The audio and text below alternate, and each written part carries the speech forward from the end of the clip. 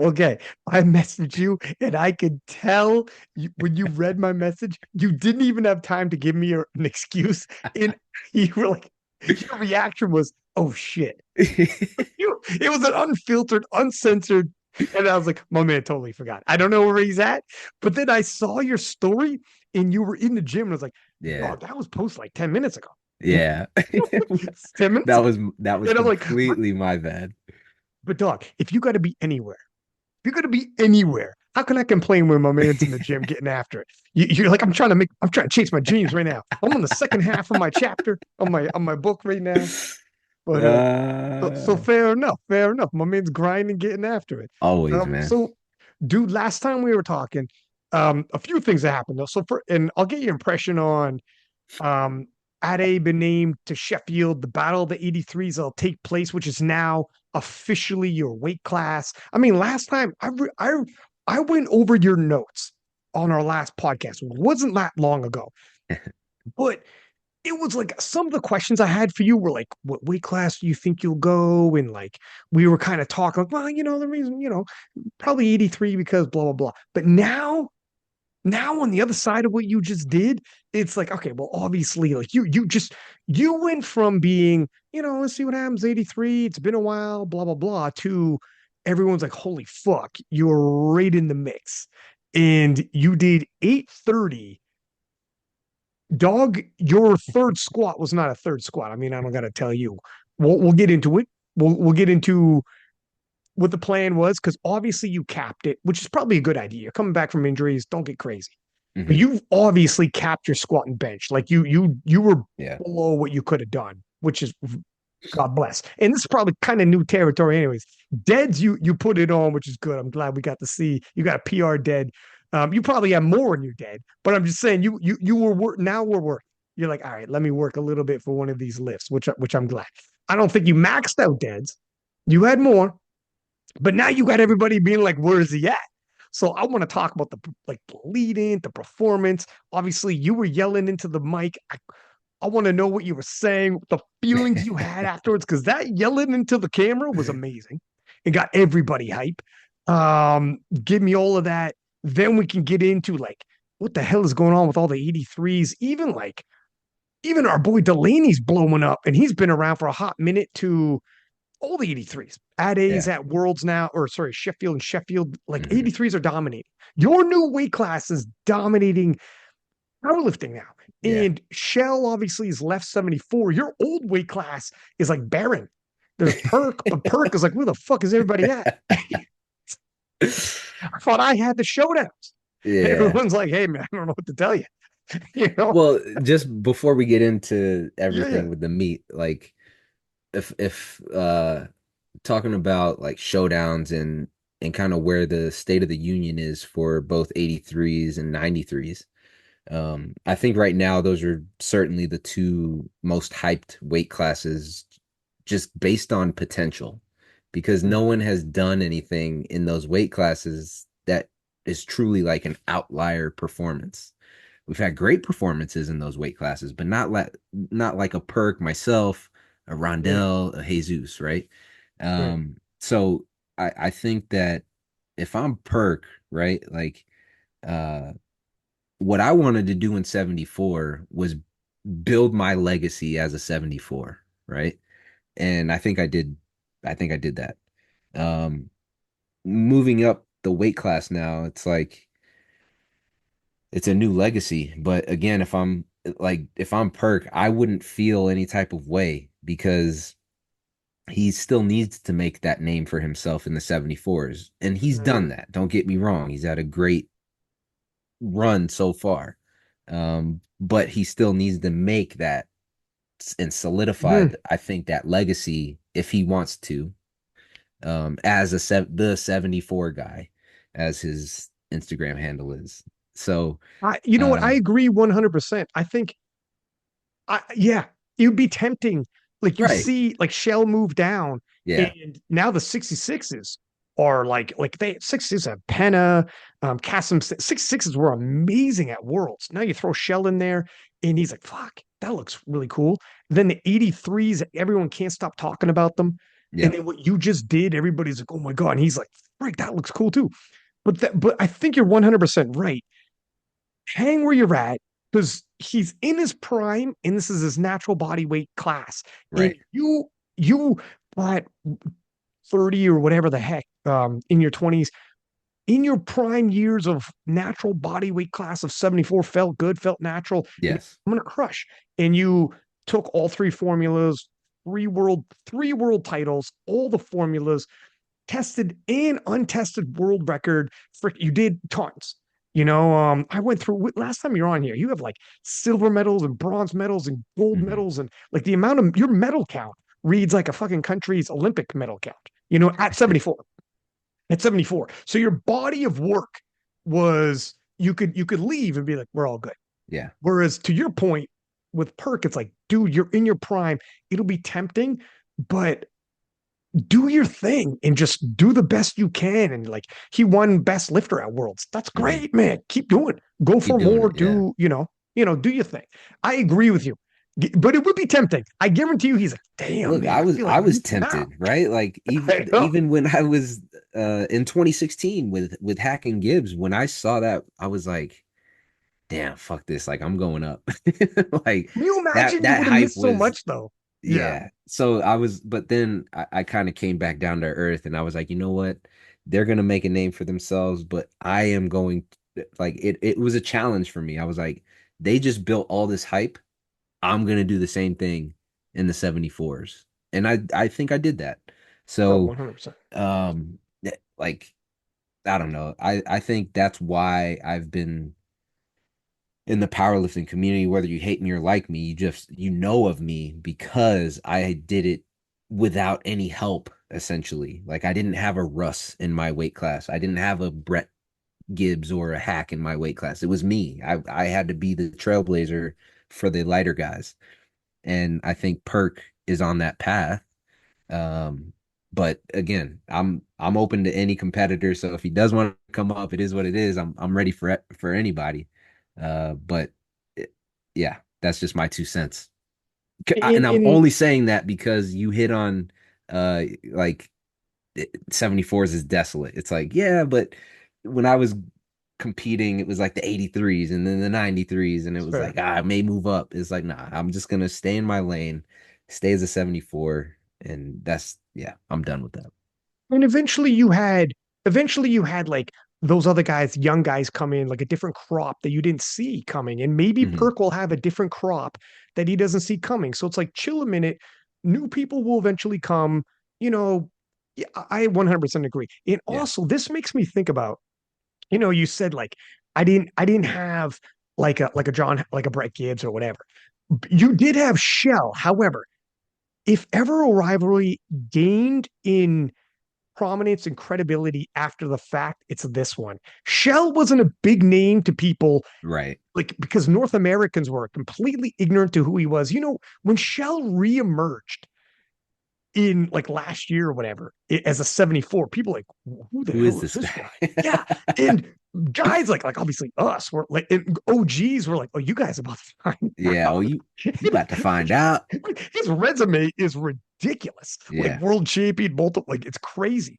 And now that he's moving to 66, what he's about to do as a 66 and what he's about to do at Sheffield and everything, and what might happen for him, if ever there was a rivalry that like it's like that movie that when it first came out, cult classic, but later on streaming services, people are like when they find it are dying like, Yeah. oh my god, did you see that movie? It's from like the 90s, early 2000s, and people's uncles are like, I told you.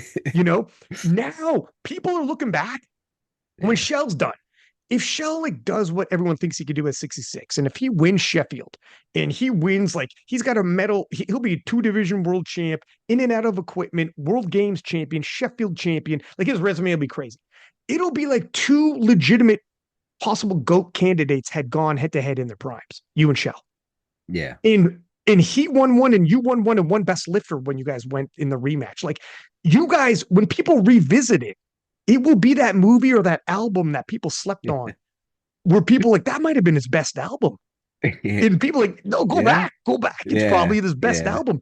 That when all is said and done for you two, when we look at both of your resumes, and people will have missed it live, they'll be like, those two guys battled. Yeah. Oh yeah, like Yeah. those two, between the two of you, I don't know who's gonna have the better resume when you're all done. And that's a compliment to both of you. It's crazy. And like Well, I think it's yeah, it's hard to so personally I think Shell does because he's done both equipped and classic. So and he's done multiple world games, I think, too. So if I had to give it to anyone, it would be Shell right now. Um one thing I'll say though. Let me. It's funny we're debating, and I'm saying you and you're saying Shell, but that's all. So, didn't know we'd be here, but here we are. Well, like maybe Shell, but like I respect the shit out of Shell. However, the one thing you got though is, and we'll see what he does at 66. When you had all three formulas, you were like yeah, you might have been the only time ever I could think about. You were the undisputed pound for pound king, and there was no dispute. no, yeah, that's All fair. three formulas, world record in untested and tested, three world titles and best lifter at world champions. You had all the titles, all the formulas, everything, all the That's records. fair. That's fair. And I think if I had gone equipped, I would have whooped both Olek I and mean, and Shell. it's one of those deals where like it's a great debate. Like I love Shell, and the guy's a wicked guy. Yeah, of And who course, knows? of course. Maybe. And the thing is, the irony is, whatever you do bigs up him. Whatever he does bigs up you because you guys had that. Now you're linked. It's You like, know what's dog. funny? If yeah, yeah, go He ahead. before I sorry, I don't mean to interrupt, No, but no, this dude, do it. this was funny. He DM'd me. He's like, "Yo, congratulations, like great performance." And he's like, "Now I have to deadlift 343 at Sheffield." So there's still that rivalry, man. We still have Right. it. It's he always has to one up me, and I love it. I love it. Friendly competition. We're And dads, man. yeah, We're same old same age. We have kids. We have been like through injuries, outside lives, been through injuries. comebacks. So like there's that connection now between him and I. And I love him for it. Love him for it. And whatever, however good he does, only makes you look better. However good you do, only make him look better because you were Yeah. rivals in your prime. Like it's better that Oh, he's amazing because like then you're like people like who what rivalry did you have? I had Brett. And you're like I had yeah. fucking Shell. Have you heard of him? He you believe it or Oh, not, listen. believe it or not, Shell's resume decimates Brett's. And that's Brett Gibbs. And I love Brett Yeah, Gibbs, but Shell's resume probably beats out almost everybody you're gonna name. And he for would say the sure. same for you. He'd be like, well, I had Taylor. Yeah, He's like, both you guys got each other. It's like, yeah, yeah. you two will Oh, I'm ironically rooting. go to Trust bat me, for each other. I'm rooting for him at Sheffield, man. Yeah, I for sure. pray that he stays healthy and makes weight and does what he can do because right now he looks strong as hell. He looks amazing. And like a segue into your performance, and we'll get into it. The Yeah. last podcast I had Agatha on, Hmm. and me and Agatha, it was Saturday or maybe Sunday, and we were talking, and me and Agatha were both like, "Hey, oh shit, Taylor's lifting. Let's wrap this up." And Agatha's like, "You know what? Yeah, because we were both we should have had a watch Did party. you Me and watch? I get to watch it together. That would have been cool as shit. It's not a bad idea to start doing things like that Yeah. with get like four of us, like me, you, And Gavin, live Delaney, stream it? yeah, and just some of the fellas, and we just like a Rogan fight companion. We talk about non-powerlifting It would be in like the between, yeah, for sure. Yeah. 100%. We Peyton talk Manning about and whatever we Eli want. Manning do that for 100. NFL We games. you could talk about whatever movies, what, and then when something big happens, oh shit, okay, whoa, Taylor, Oh, like yeah, yeah, yeah. You're like, oh, so and so's up. Hold on a second, that would be fellas, and we all dope. watch. We should do It'd that. be We should do 100. that. percent We'll, I'm we'll in. we'll put it together. You We'll sold put it me. together. And so, anyways, me and Agatha were talking, and Agatha's like, I really want to see this because when I got into powerlifting, she's young, she's like 21. Yeah. She's like, when I got into powerlifting, I missed Taylor's like 838. I missed like she She's missed. that young? I mean, she was 19 when she battled Jess in South Africa. She was a teenager. When we were like grown ass men, she was a teenager battling Oh Jess. And man. it's easy to forget because she's so like, She's dominant and strong. And she's like, nuts now. That's wild. I didn't know she was she that was, young. yeah, yeah, Eh, man. And, that makes me feel old. It's even a long time ago. And she's like, I missed that. And then so she was excited. So she got into powerlifting and all the hype was on you because, I mean, whatever you're Taylor Atwood, Yeah. but she's like, I missed 838.5. I missed like that, when he did that and the ripples afterwards when everybody's like, holy shit, you see what, like, all, she's like, I missed that. I got to hear about it after the fact. And then, so when you were about to do what you did, it's like other sports have this where like a legend returns and they hear older people talk about it and like, no, no. And they're like, I gotta see this. She was Yeah. like, I gotta see this. She's like, I don't want to miss this because like the king is back and I want to see Taylor. And I'm like, That's yeah, awesome, man. I I'll watch appreciate this. that. I know it Thank you, was Agatha. cool. It's so cool. She was like, yeah, man. And so she was like excited to see it. But it's cool that there's probably a lot of people 20, 21, who have heard all about, like, miss those performances, but heard all about it. Yeah. And Yeah. That's now, true. That's true. and so I also wanted to get into like the reception you felt because it blew up. Like I know when I posted and everyone else was posted, like the DMs were, and then I posted into the story. It was blowing up on King List. Yeah, Like that my post mine blew up too. blew up. People, I guarantee you, I know people listen to the podcast who are like 20, 21, and you've been on the podcast, like doesn't matter, like Yeah. all the whole interim time. So they all know about you. And we talk about everything and whatever. But they didn't get to see you, the real you. And And now we're they're like, still oh, not there, man. We're still not no, no, there. no, no, like taste. They got They got a a little little taste on them. taste. Yeah, yeah. They went the beak a little bit, but they're April coming back. they'll see again. Uh, Pray to so God, everything. let, let's get into it. Let's get into like the Let's do it. fallout, the reception, and all that. So going into this, where was the body weight at? How was the body feeling? Yeah, so um everything was going great up until I would say literally like a week and a half out. I hit my heaviest squats, heaviest bench, and heaviest dead about a week and a half out. And when I hit my squat, it was only, I think I hit 280 or 277 and a half, and it flew. It felt really good. Um, but for some reason, I think I had put so much, my upper body has just gotten so big that, and that's not just, Well, it's man, not I my ego see. talking. I'm just saying, No, I see you. we're putting in that work. Okay, okay. But it's gotten a lot bigger. So I think what had happened is my chest started like feeling it was like caving in more, and I didn't have as much flexibility in my back squat. So when I got to the heavier weights, I relied more on my upper back to push. And when I did that, my AC joint, like in my right shoulder, I still feel it right now. Um, but something like just didn't feel right. So that screwed up my bench and a little bit on squat. So some people noticed, but some didn't. On squat at the meet, I actually, instead of having thumb under, I went thumb over on Mm. squat, and that actually relieved a lot of the pain that I was feeling on squat. So um that was fine.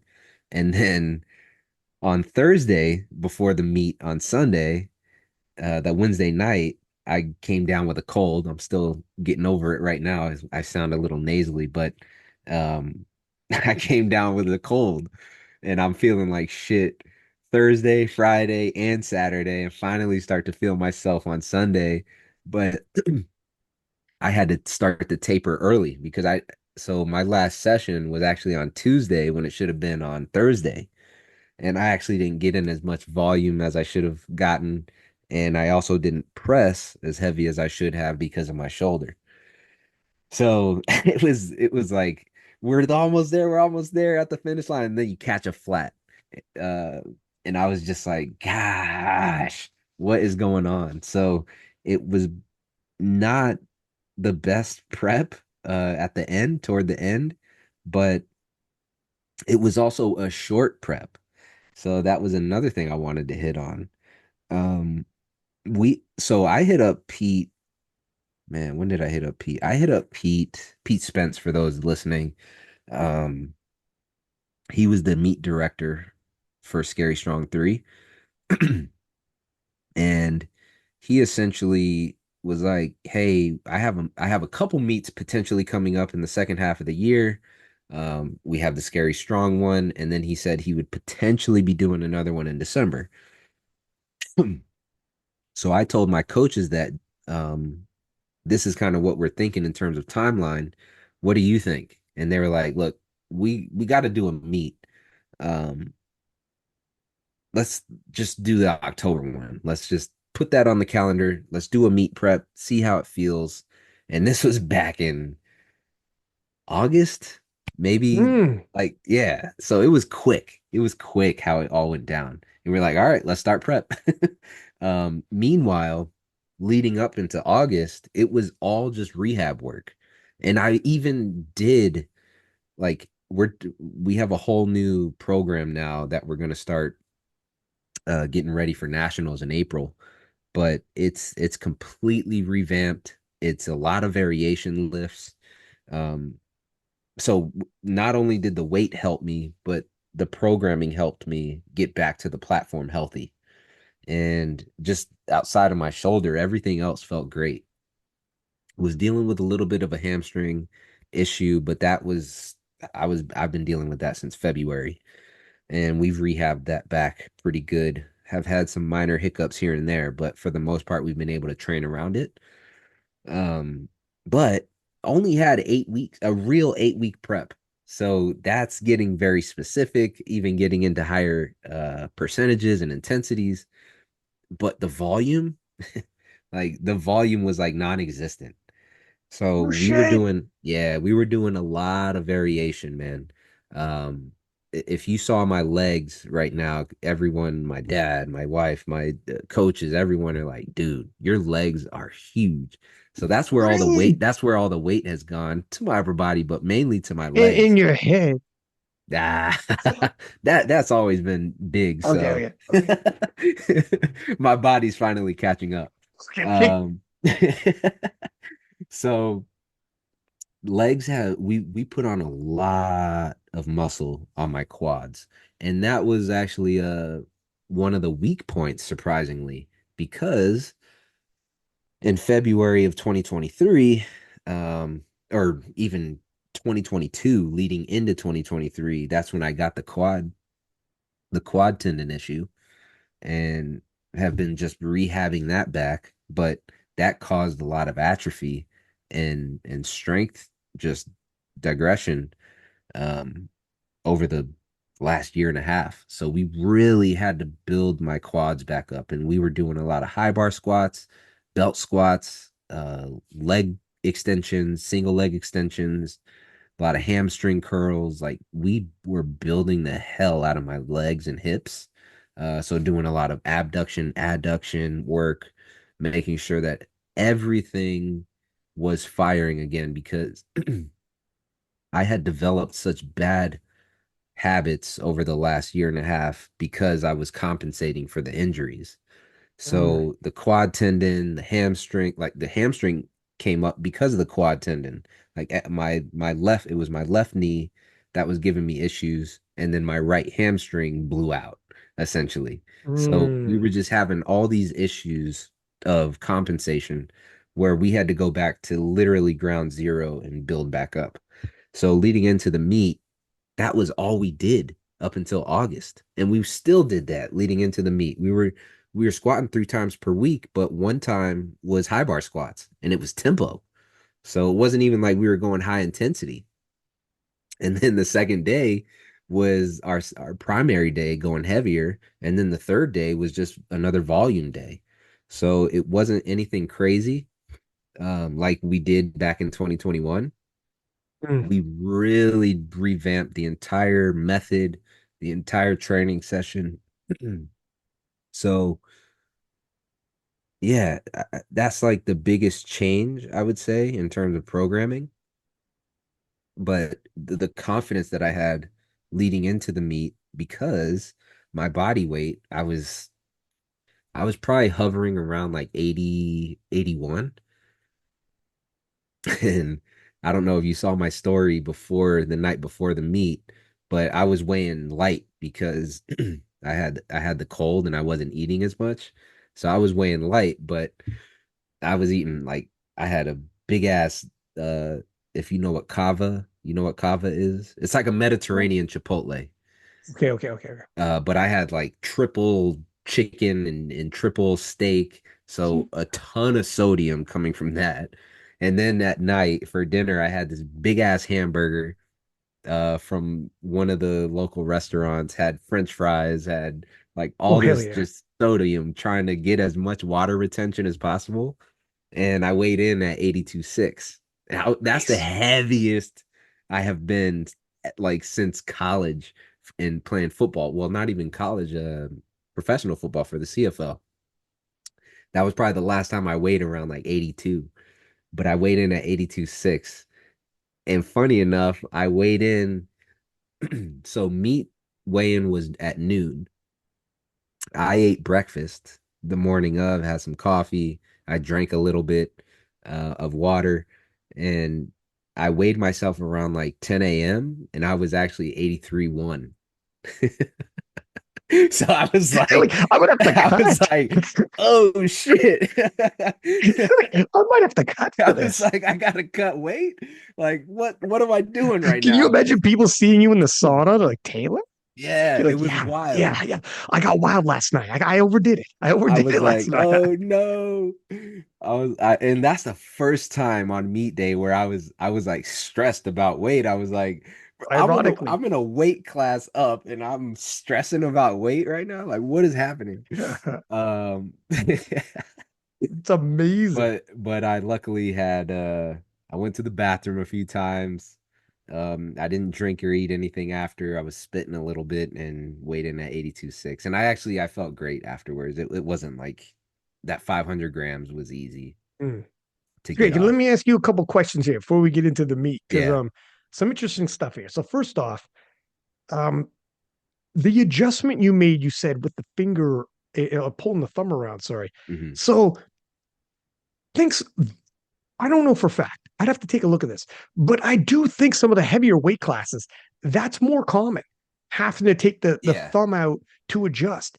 And these are like I'm an 83 and I've lifted as a 93 before. And I'm always like the thumb out. And I think the heavier you get, the bigger the boys get, you have to pull the thumb out. These are probably adjustments you'll start making and you're starting to learn like, okay, my body, you said previously you were sitting at around 80, but the closer to the meat you got, I mean, up right up until you're spitting into a cup, you're getting bigger, bigger, bigger. Probably moving forward, you're going to keep getting, you're actually going to be full on Yeah. 83 kilos or 84 kilos, cut a little water. These are like the adjustments you'll make, which is actually exciting because you're Yeah. adjusting to a new body. You're adjusting to a new Taylor. And what is this new Taylor capable of? When you have to pull the thumbs back, change your footing, and start adjusting to things like that, it's like, I'm a new guy. Yeah. I'm a bigger human being. I need to, little things are starting to change. And I'm just figuring this out right now. Like you guys saw me, I just put my thumbs to the other side of the bar that week. And That like I week. just changed my squat It style. was just that week. After 15 years in the game, I squat different today, actually. Yeah. you know, Yeah. like so that's actually exciting. And we'll see what happens like in the future as you continue to grow. So that's cool. And the other piece, all of the prep and then for you to get sick right before, like obviously it turned around, all's well that ends well.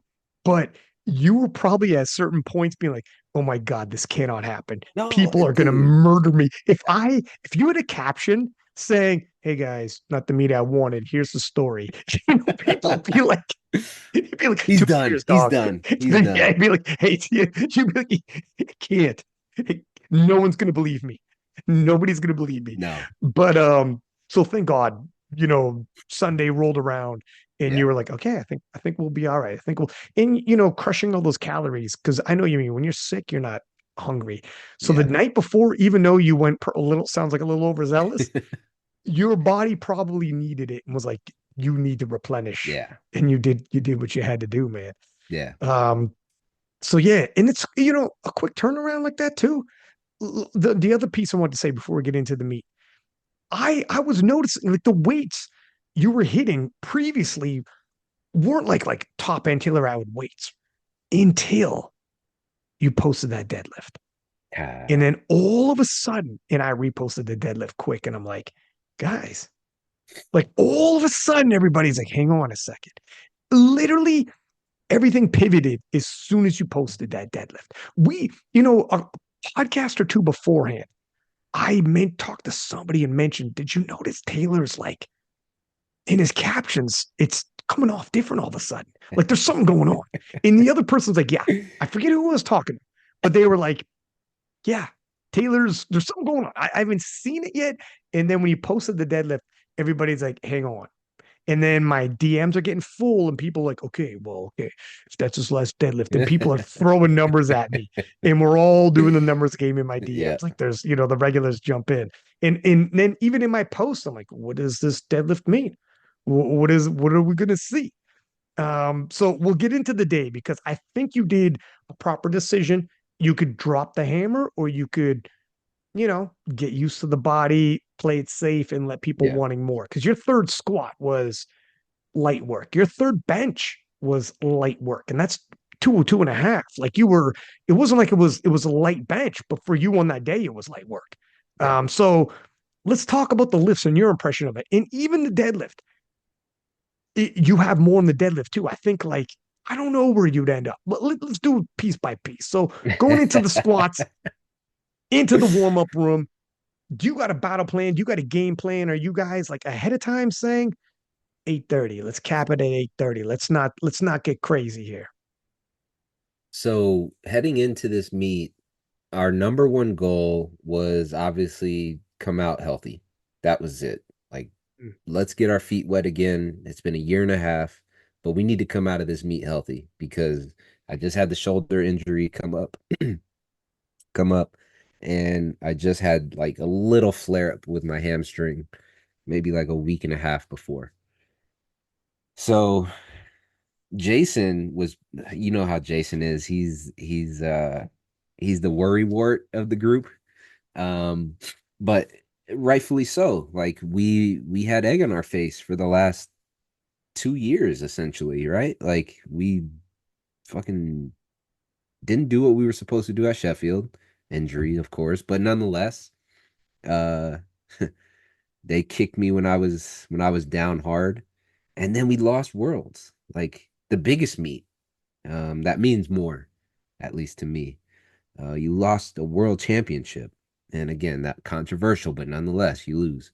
So we had, and everyone, I think powerlifting is a very recency biased sport where it's what have you done for me today?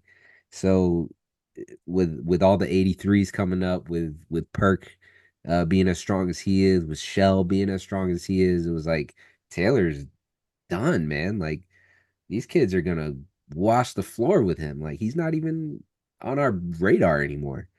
So we, I would say we had a lot of pressure in this meet. I didn't feel Yeah. it, but like after having a retrospective and talking with Jason afterward, that's kind of how he was viewing it. And now that I look back on it, damn, he's right. Like if I had a post that said, "Damn guys, this meet wasn't what I wanted," we like Trouble. we would have been just thrown under the fucking bus again. So Agatha would be heartbroken. yeah, yeah. So like heading into like the meet itself. So I just to give you guys a background, that's kind of how Jason was viewing it, but personally, that was not going through my head at all. Like Really? as the athlete, uh I was viewing it as like you guys are sleeping on me again. Again, I got to prove myself, and rightfully so. I didn't perform like I should have over the last year and a half, and you guys like haven't seen it. So, and I haven't seen it either. But that was due to injury. And I was like, I feel good. Like you guys, and I'm gonna stand by these words, Ryan.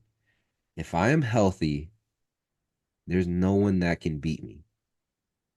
And that's the name of the game right now. It's staying healthy. So, leading into the meet with on squat, we kind of talked about let's just first stay healthy, get out of the meet healthy, but two, we need to qualify for PA Nats next year.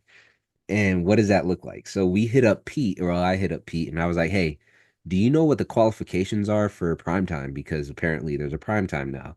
And we didn't want to be in the B group, essentially, Mm. and putting up a total, and then the prime time guys know exactly what they need to just beat me. So when we were going into the meet, I was like, Pete, what are the top 83s right now in PA and across USAPL potentially if they come over? I was like, give me like just a list of what we need to do. So he gave me the list, and I we kind of just did an analysis on like what was we thought would be needed to get into prime time, and we thought 800 kgs total would be like sufficient enough at least. So that was our second goal. So qualify for PA Nats, but also qualify for prime time, which was hit an 800 kg total. So what did that look like? Um, we had been squatting and it had been feeling great. Uh, I had posted this 277 and a half or something that I did, Mm. or 280, and that moved super well. So we were like, all right, top end is probably around like, let's say 290 for the meet. And then I had a flare up on like a week and a half with the shoulder. Hamstring also flared up the next day. So we were like, all right, let's pull it back a little bit. But we'll see. We had 3A, 3B, and 3C attempts just to see. But our opener was 260. That's what we were going to open with. And I was like, yeah, I think we can do that. I think that's fine. So once the once the cold hit, I was like, fuck, I don't know if I can do 260. Like I feel like shit Damn. right now.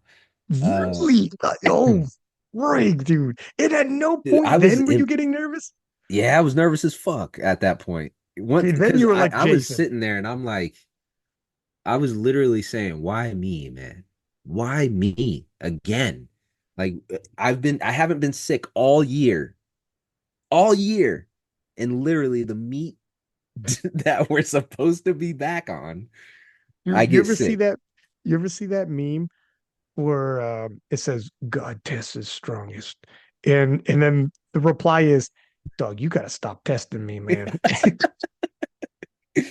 It's like Uh, enough. and my, my mother's very religious. My dad, not as religious, but believes in a higher power. And she's always texting me stuff. And she texts me, she's like, don't tell God how big your problems are. Tell your problems how big your God is. And she kept reminding me of that.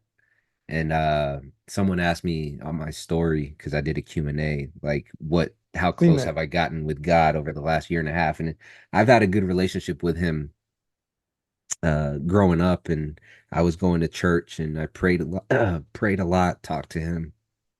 But I would say after college, I kind of lost my relationship, and then I just kind of started talking with him more, praying over the last year and a half. And I've gotten so close, I've gotten closer to him again, but I was like, you know what? I'm just gonna leave it in his hands. It's not my plan, it's his plan. And that was where I had to like reset. And I'm like, you know what? I'm not even gonna ask why me. It's just how it's supposed to be. Like I've never asked when things were going right, why me? Why am I Mm, asking the same thing when something is going wrong? So I was like, you know what? Fuck it. It's in your hands, God. It's not in mine. It's your plan, it's not mine. So yeah, that like my dad always sends me stuff too. Like I don't know if you've seen the mountain as well, where it's like uh the guy standing at the top of the mountain, like waving his hands, but like you see the blood, the tears, the crying on the backside, and then everyone's cheering for you at the top of the mountain, but they don't know how right, hard yeah. that climb was. So he's been my my coach from that perspective. So yeah, just leading into squats, that's kind of how I was feeling. But dude, I'm telling you, on the day of, it's like everything just got lifted away. I took like 400 milligrams of caffeine. I uh Jesus. I was You praying. I haven't was slept since. Have you slept since? I'm hyped. I'm hyped on Mountain Dew. I'm all jacked up on Mountain Dew. Have you seen that, Ricky Bobby? Yeah, yeah, yeah. So yeah, that's kind of how I felt leading into squat was like I got all my energy back somewhat. But after that first attempt, it was like, all right, game on. Like, holy shit, that flew. That felt way when you better than I when you had hit that first anticipated. attempt, when you hit that first attempt, was it like, oh I was shit, like, oh shit, we're back. I'm about to silence. Yeah, I was like, we're back. Like, we are cause it so you leave it. We are so back. we're so back. Like just And I told Jason that too, because he was like, what do you want for your second? I was like, we're back. I was like, we're back. I was like, put whatever you want on there. I was like, we're back. Um, really.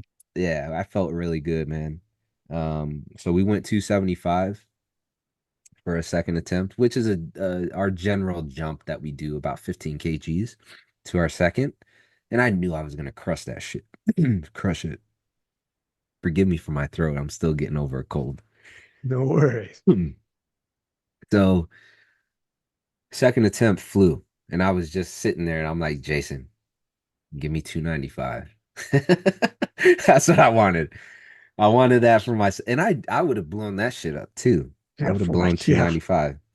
Um, I don't know what my top end was, to be honest. Like we didn't have like they were thinking 290 was my top end, and they were you saw how 285 moved, You and I had was so like I whatever Jason played it safe and play it safe. Like, get out there healthy. But dude, you blew up that yeah. third squad as though like it looked like you had a lot more. It Everybody in the felt comments, everyone in the comments like he had so much more on it that felt squad. like an opener if I'm being if I'm being real. Jason said second attempt. Uh, I was like, that's you being conservative, and I think I try to be as objective as I can, especially in the moment, because I have the adrenaline going, I have the emotion, and you can only be a robot for so long. But if I really like was trying to be objective when it felt literally like an opener. So you guys guesstimate It didn't on work. that. You I didn't don't work well, man. Like you could tell like you I mean, you hit it like it's not like getting out of a chair, but it was not work. know. You had so much more. It was like I thought it was planned like that to be, hit with like obviously 8:30, whatever, leave a little, stay healthy, keep No, building. 8:30 was not the goal. Dog, you would have had more. It's Hmm. fine. You'll have other meats and stuff. At least you get Yeah. it off, whatever, to build on. And it's not like gym lifts where you and Jason have to eyeball up. It's like, no, Jason, you saw, okay, now you see me blew up 285. So next time, 285 is now not a third. It's not a conversation for a third. I'm going to be bigger, more adjusted, whatever. You'll got to be over. You're going to be around 300. Well, 285. Like if that's not my opener, I'm gonna be highly upset Yeah, come you. nationals. Oh, come nationals. Gee, I was thinking like if you had an interim lift. No, come nationals for sure. You're into the 300s. You'll be bigger and you'll keep adjusting to your new body weight with your squat technique. Um, to the big boy Yeah. lifts now. And Yeah. yeah, they'll Yeah. for sure. So squats felt great, man. And it we didn't want to go limit lift on any on any attempts. Okay. Again, we just wanted to make sure that one like technique was on point. We were hitting depth. And then also just making sure that we got out of there healthy. That was it. Um So yeah, 285 was like, all right, third attempt, got it. 285. But I knew heading into that, like I was gonna crush it. There wasn't a shadow of a doubt in my head. But like leaving squats, obviously, okay, you must have felt good because you went 3 for 3, and you're warming up for bench. But were you like, Rick, I had so much more? Are you telling yourself like, oh my god, I'm on? Like you knew you crushed it. And you're like, holy shit, I think I had Well, like it's funny 10 more because kilos. Like, my dad was he's like calm rage because I'm in the back and I'm like arguing with myself like, fuck, you got more, man. Like, give me more. I want more. yeah, Like the I bet. weight, I just want to eat right now. Um, but I was like, I'm gonna channel that energy into bench. So that's what we did. So let's talk about bench because bench, you smoke squats. And I know bench, I think that was that tying a PR? Yeah. But my friend, that is not your PR for 83 kilo Taylor Atwood, obviously, because while that's tying a PR, so saying that, oh, okay, well then he must have pressed bench. No, no, no, no. Bench was about as easy as your squat, as it turns out, for 83 kilo, even though whatever's going on with your shoulder. So imagine when you adjust your squat technique and your shoulder doesn't get banged up due to it, and you're totally fresh, what your bench is going to be. So how was bench moving in the warm-up room and on the day, like feeling? I know your shoulder's a little roughed up because viewing wise, like you smoked that. And again, it looked like people calling for many more kilos. It looked like you guys were super duper playing it safe, which is fine because a year and a half in and it was still good weight. But Yeah. Um, the road to 500 is real. Whether yeah, like it's yeah. real. Like I'm not just saying that to say it. Excuse me, sorry. When I tell you this meet, I wasn't here or I didn't compete at this meet to satisfy an external crowd. We just went into this meet again just to qualify for nationals and make sure we hit 800 to qualify for prime time. So when the shoulder injury popped up, we kind of just like we brought back a lot. Like we weren't looking. I'm not going to tell you what we were gunning for, but um, that's 202 and a half was not anywhere near what we were projecting. So it was kind of a game day call where we were like, look, how's your shoulder feeling after squat? And I was like, I feel fine. Like I adrenaline was pumping after squat. So I was like, I feel great.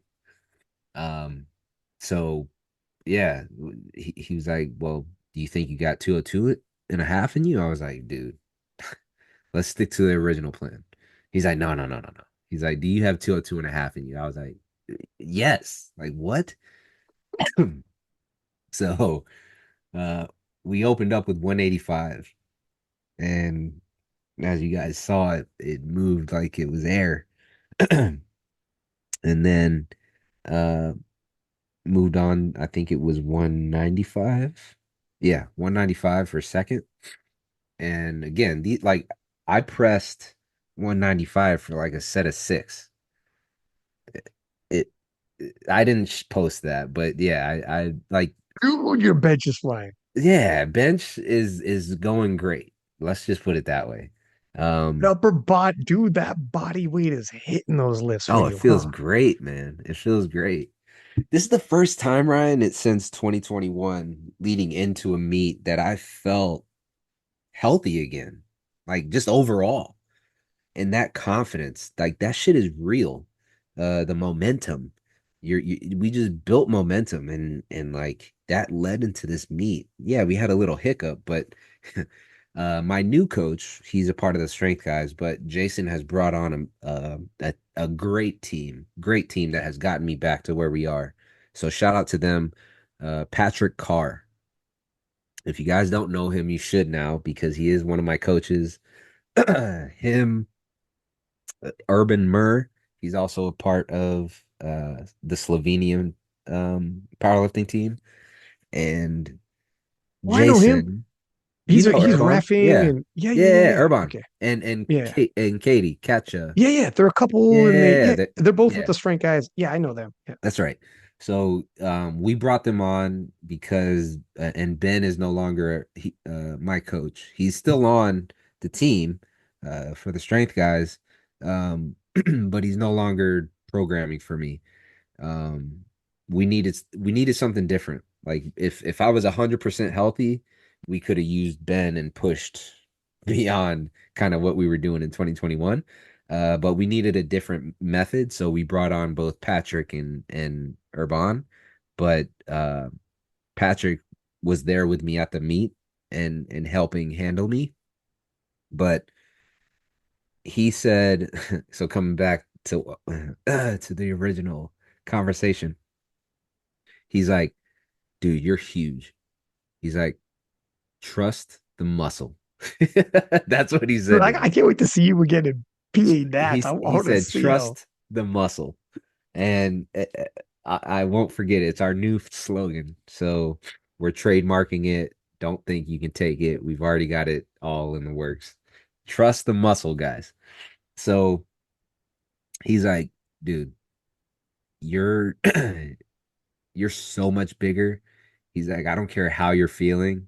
Your extra muscle is gonna like you're gonna pop today. So heading into bench, I was just like, yeah, this shit feels too easy. So 195 flew, and I was like, Jason, give it to me, please. I'm begging him.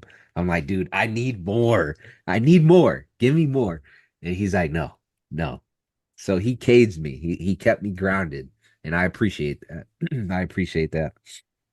So we went 202.5, tied my After two PR. and a half, though, be honest, were you looking at Jason like, my man, if you don't fucking load deads, you listen to me, love.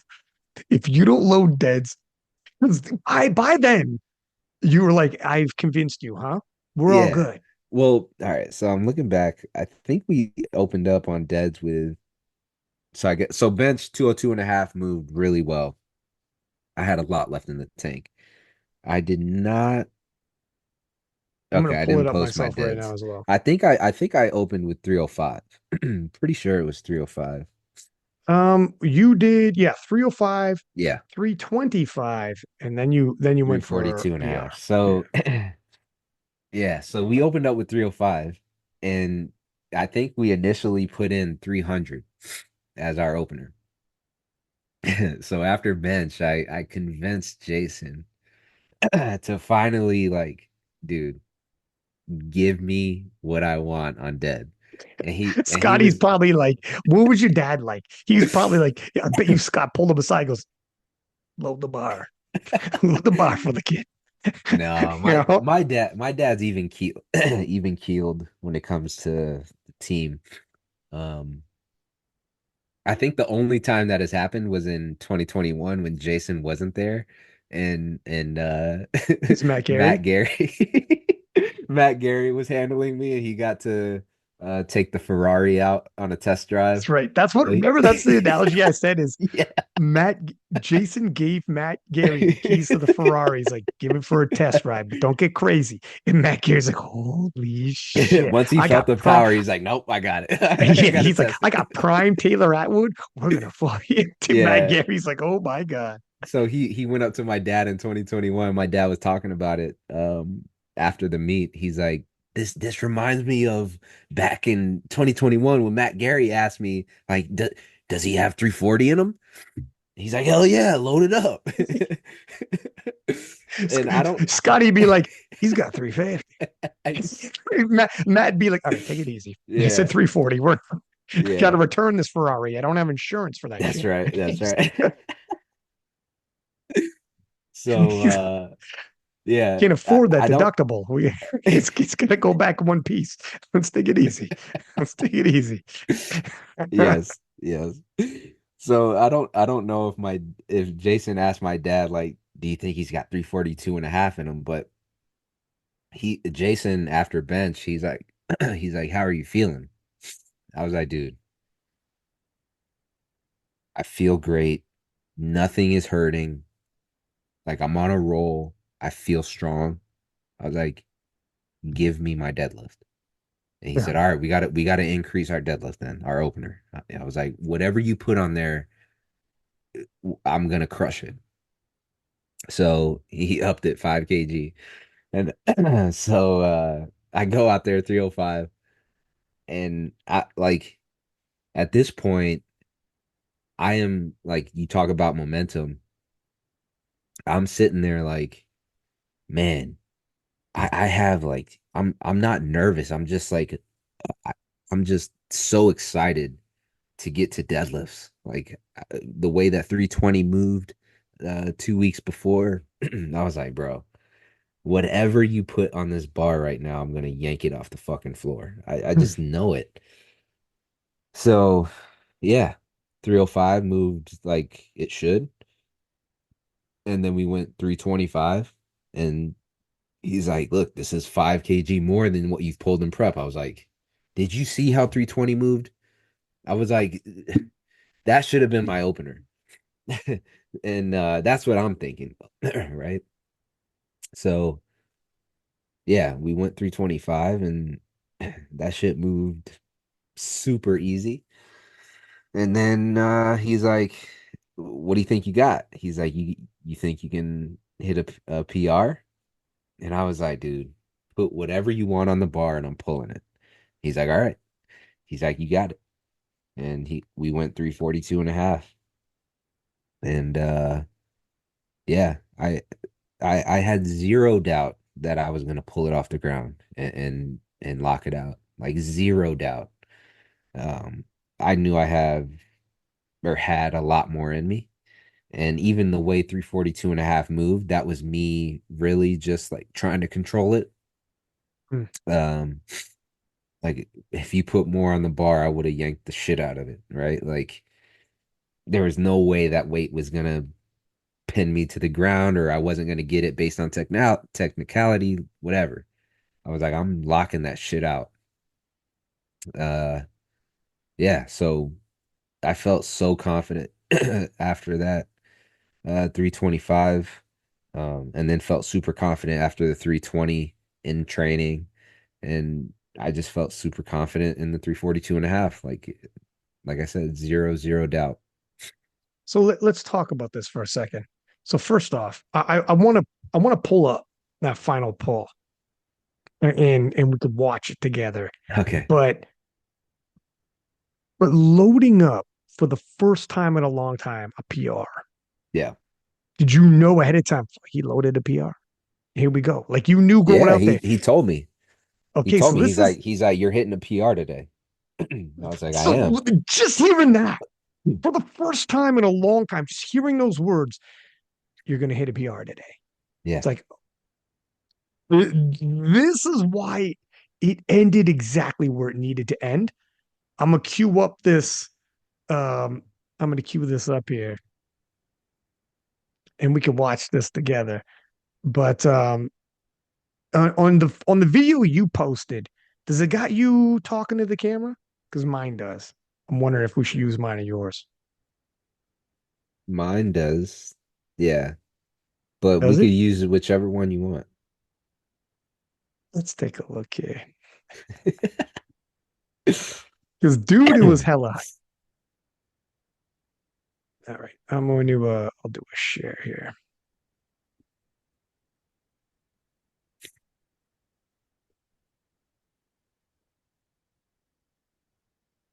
Can you see that, sir? Yes.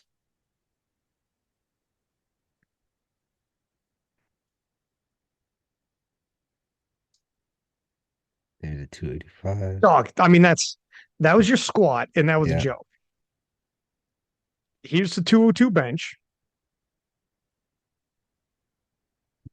How you like the song choice I did, huh? No, I loved it. I Dude, love that it. was another Dude, I opener. was listening to There was that an opener. song the entire meet. It's crazy that you used it. That was easy too. You're right. Here's it is. Respect the belt, baby. This is when you let them have it. And you have it, Taylor. Ooh, the chills. Yeah, Dog. man. Okay, so talk to me. First off, reviewing those lifts easier than 285 opener that day.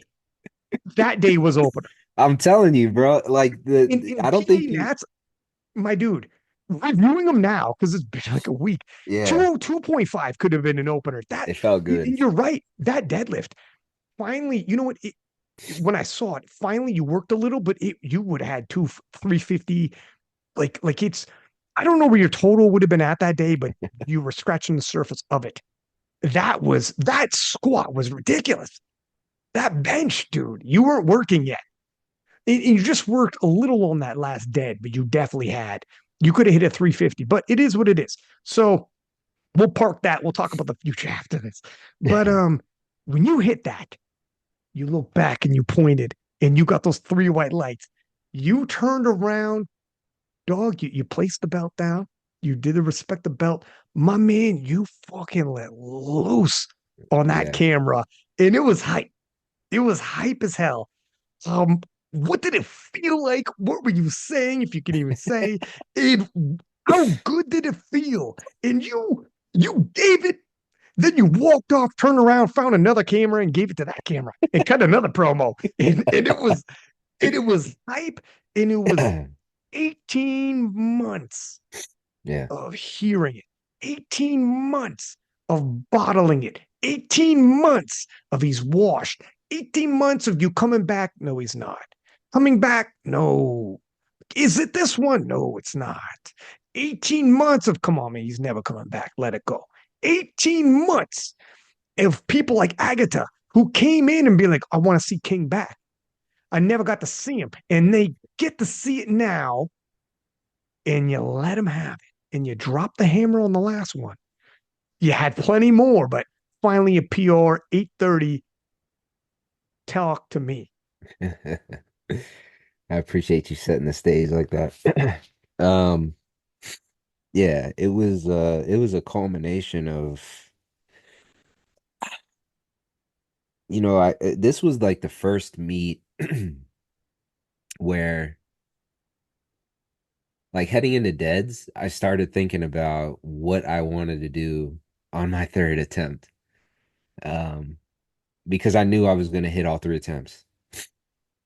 I didn't know I was going to do 342 and a half. That was like a last call, but like I knew I was going to be well into the 800s. And people were saying that I'm not even going to hit 800. I'm like, what? Okay. All right. Like they were really like kicking me, man, when I was down. And I've had a lot of time to think about like this whole journey back. And it's I want to make this very clear to every listener. I'm nowhere near satisfied. Like that 830, I'm I'll take the flowers, but I just threw them away. So thank you. But it's on to the next.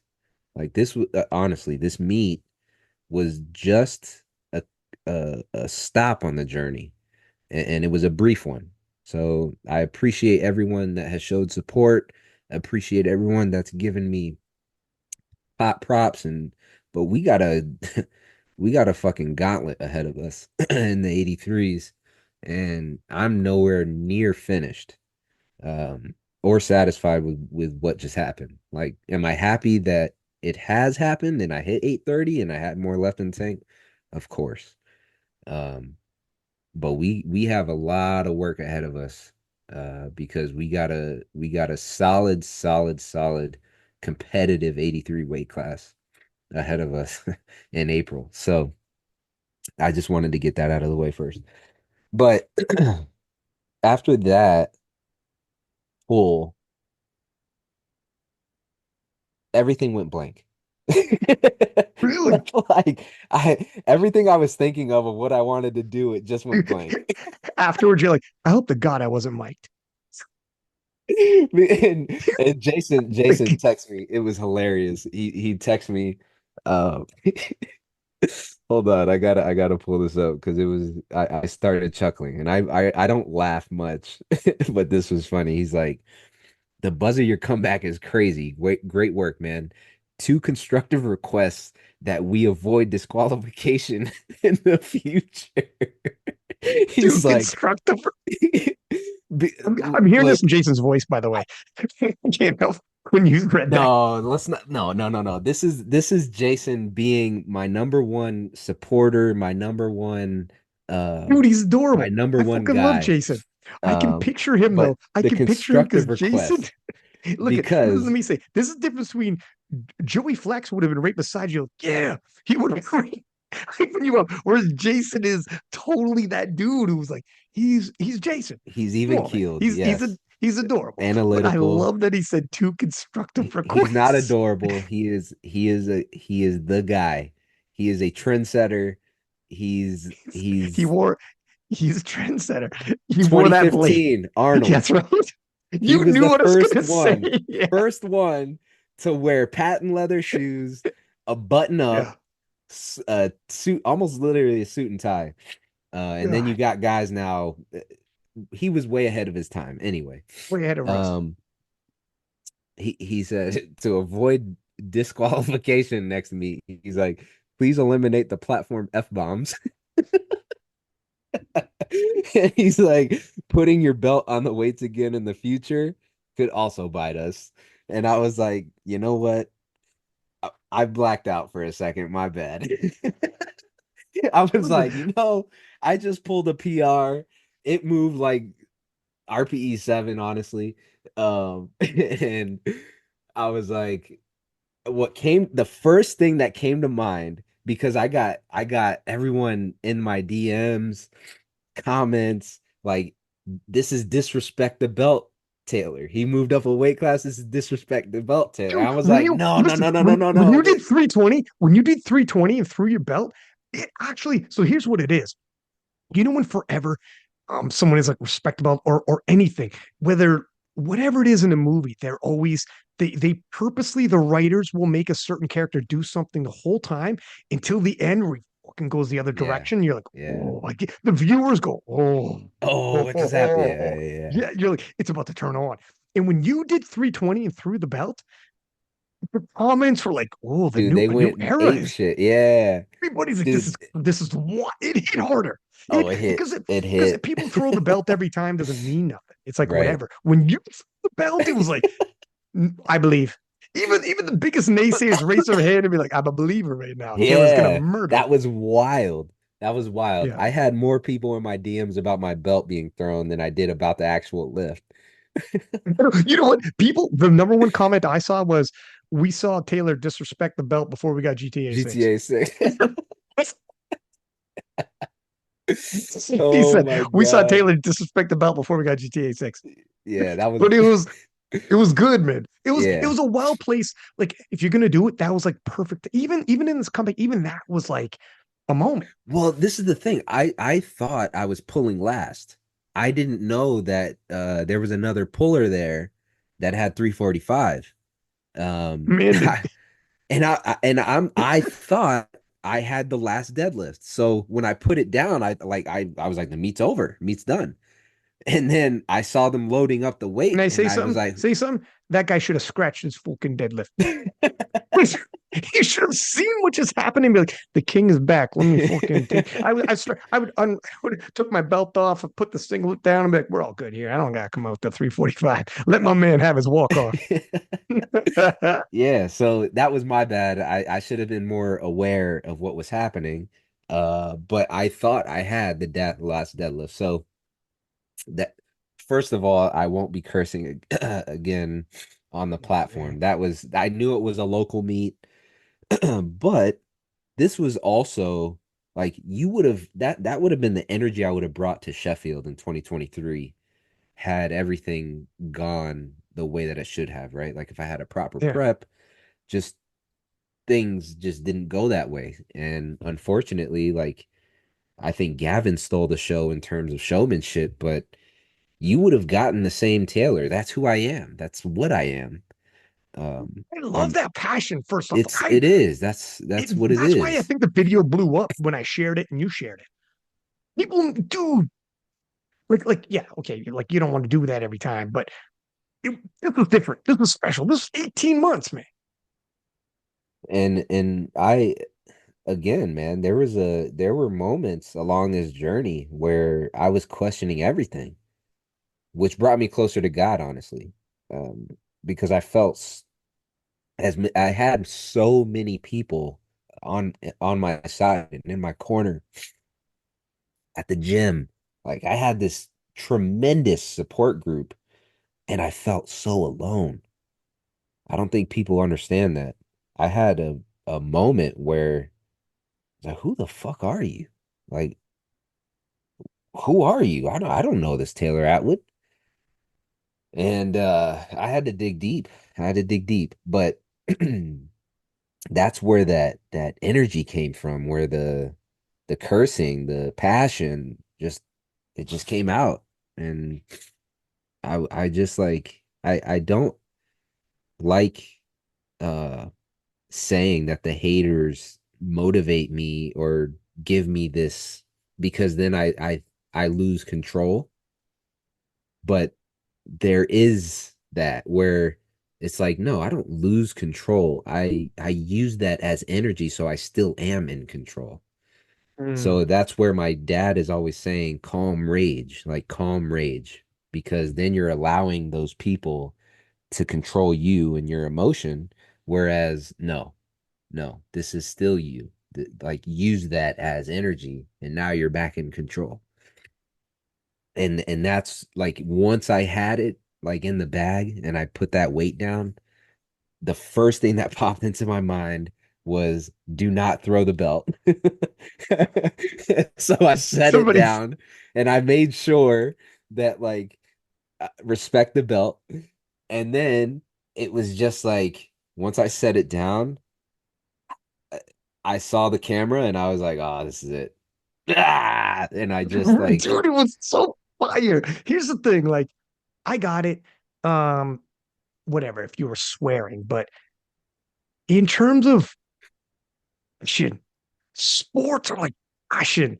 And just seeing a moment where and everyone understood what everybody understood what it was. This isn't a local kid who hit a PR at a local meet that's whatever. Everybody and their mother knew what was leading into this. And in yeah, terms of pressure and everything you would put up with, when you were getting kicked when you were down, it's like the tale of Samson when he's like hmm, they cut his hair and he yeah, lost all of his strength and he's the strongest man in the world. And when they cut his hair and he lost all of his strength, they freaking paraded him around the city and threw garbage on him and musked him when they thought they could. And they had him tied to the pillars in yeah. that stadium. And he stood there being like, just let my hair grow one more time. Let me do this. Let me just these people that mocked me and paraded me around and took shots when I was weak. And it came out. You had your moment and it just came out the way it did. And it was just raw passion. And for a lot of people who were like Taylor supporters who remember who you were, and you were like, I man, for a while there, I forgot who I was. For all your fans and supporters who remembered, it was like they were like, I bet you they were jumping like, give it to him, King. Let him know who's back.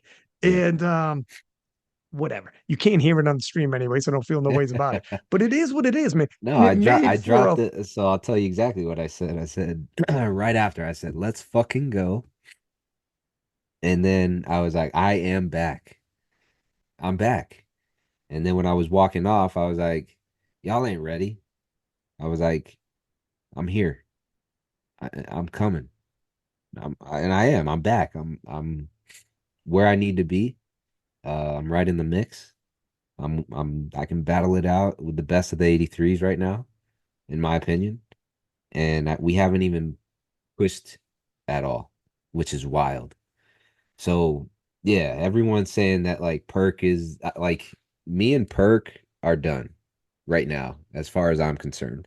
I wish him nothing but the best, and I hope he does great, great things in his powerlifting career. But I'm done with that chapter. So people still comparing him to me, it's not fair. We're in a different weight class now.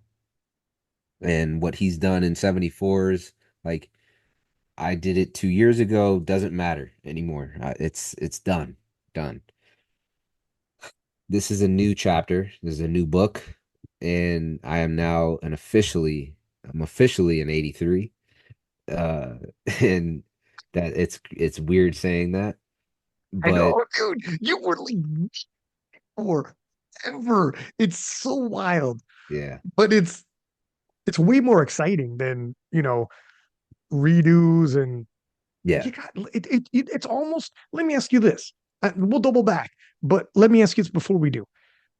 Do you think like, man, I should have done this before? Previously in the last episode, you're like, I kind of wish I would have done it before.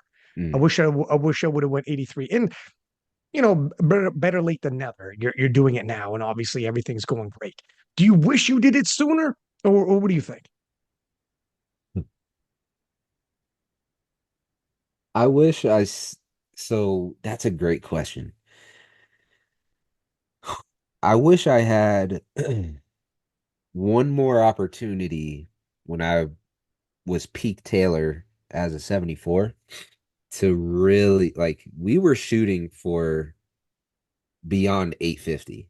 Like that wasn't even we were thinking like 880, 890, you know? Mm, Um like that's where our minds were going. And what happened, it was just a series of unfortunate events, if Lemony Snickets.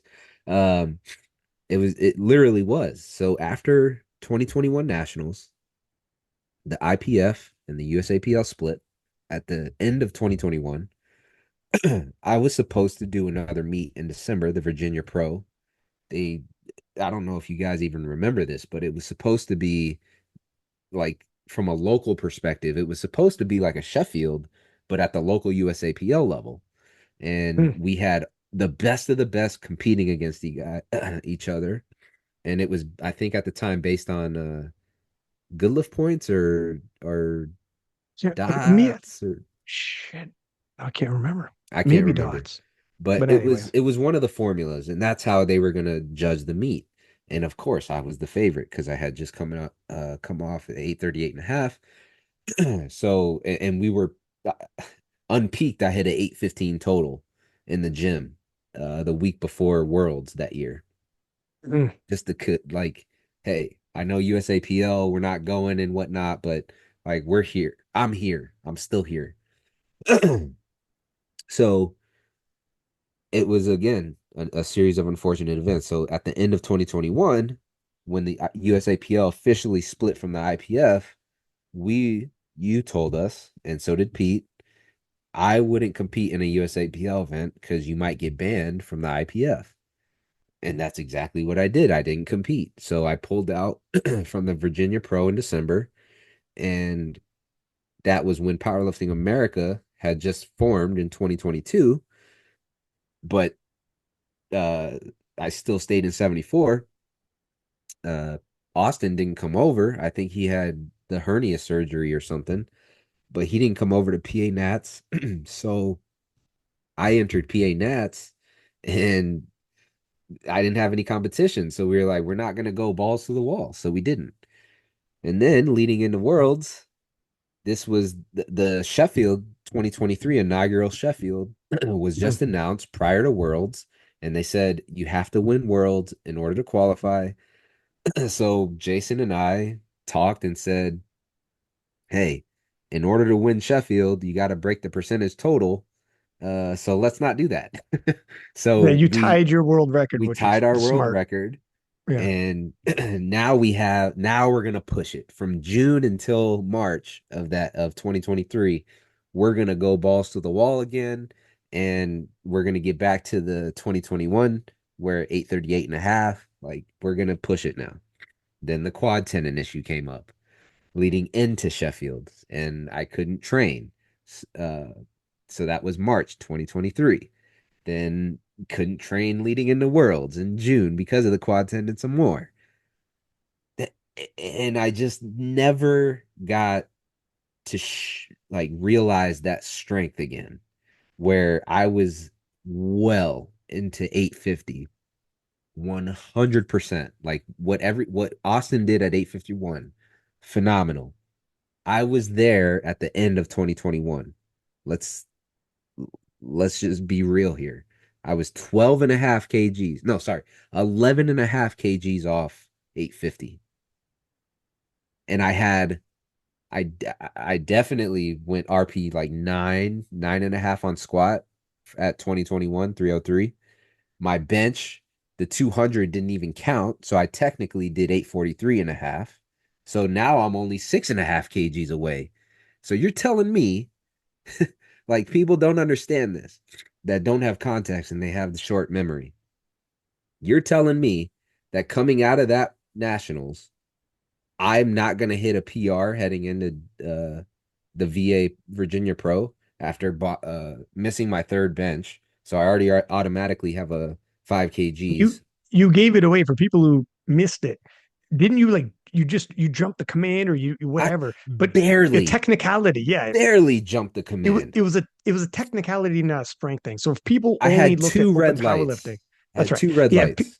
if people looked at open powerlifting, they wouldn't know. But you Right. gave away 5 kilos. That Yeah. could have been there. And that was the reason why the 838 and a half was what it was, because I had unofficially beat Russ in the 83s. Like I would have out totaled Russ. He hit eight, That would have been the craziest in the and world. that That would have been the yeah. So craziest. like, look, what Austin did at 851 and at 75, um, I that's phenomenal. Like no one was even thinking about that until I came along. So like, that's the only thing I wish would have happened was I got to realize that strength leading into the Virginia Pro and hit whatever it was, 850 plus. But outside of that, like moving up to 83, Like, what if do you I did wish I would 83 in have? South If Africa? I would have no, What if you if did I 83 in South Africa and then cut the 74 at Sheffield? Yeah. Now I people don't are know, doing that. man. We didn't even think I about that know we back didn't then. even think about that. We No, didn't. We we didn't. didn't think about It that. now, if that was the third year in, you would have thought about that. You would have thought, let me go 83 in South Africa. I'll go all out. You versus Delaney versus Tim would have been amazing. And that was prime time Taylor, like that peaking that you were saying. I think you weren't injured anyways. I don't think so. I don't remember. But and then you cut the Sheffield. But nobody before this is before people were doing all this. Yeah. Who knows, I don't man? know, man. I don't know. I think would I have gone to 83 sooner? I don't know. I don't know. Because had I hit 850 plus at the Virginia Pro, maybe beating the 83s, would that have been incentive to move up? I don't think so. I don't What think about so. South Africa? What about 83 in South Africa?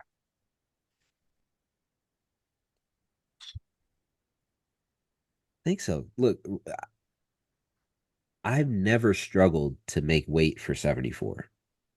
I just haven't. So like if I was still getting stronger and not struggling to make weight at 74, why would I move up? I'm just gonna beat the upper class, beat them in 74.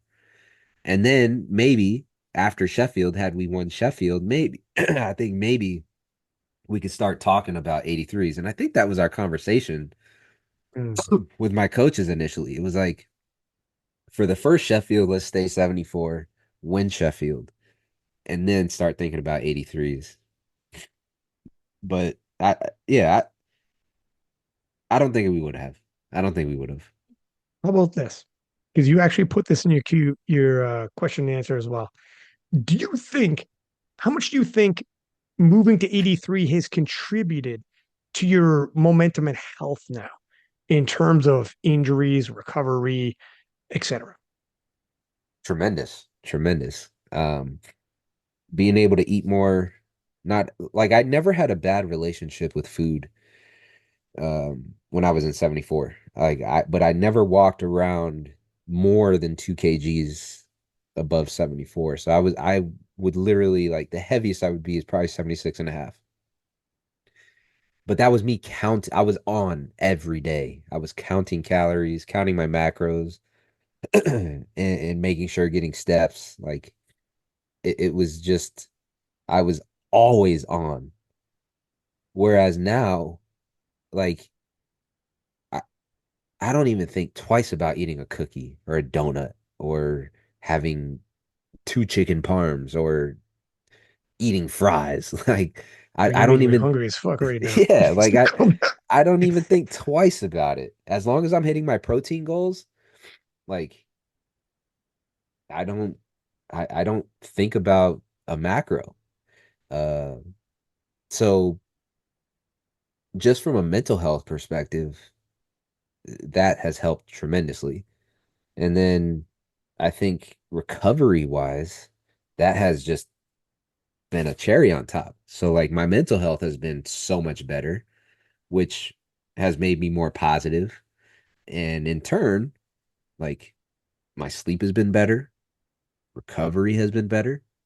So like I, it could be a myriad of things.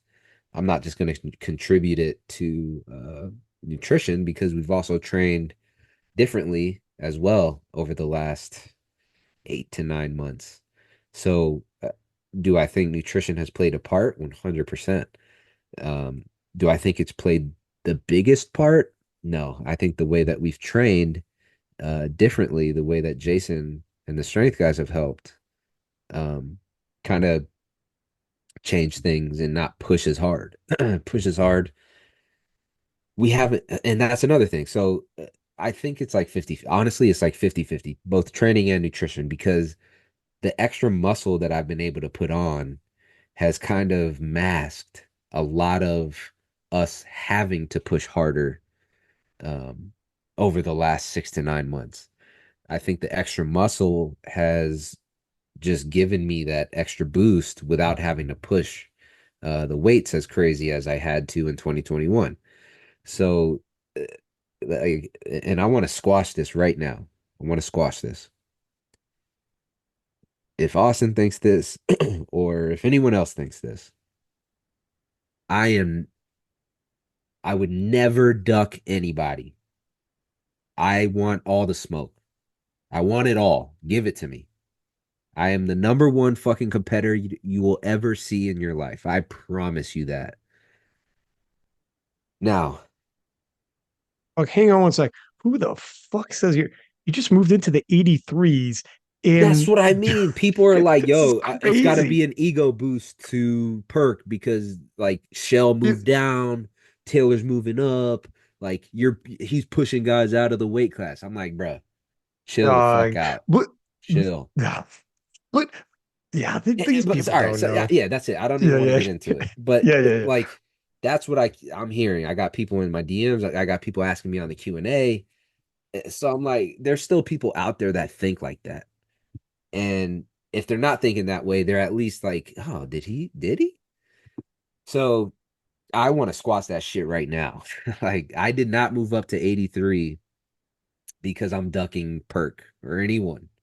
I We even want all talked the about this smoke. like we even talked about this like a year ago. We were saying like on a podcast saying you should always write the path that's best for you. Don't Yes, chase a particular I person. You know. chase your own path. It's why Delaney, for a second, when the split happened, thought maybe I'm going to chase Russ, and then me and Joey are like, "What do you mean chase Chase Russ? Russ. Do Yeah. your own thing." Became a two-time world champion, broke the world record at Sheffield, podiumed at Sheffield, At had all this, Sheffield. and it's like, are you happy now?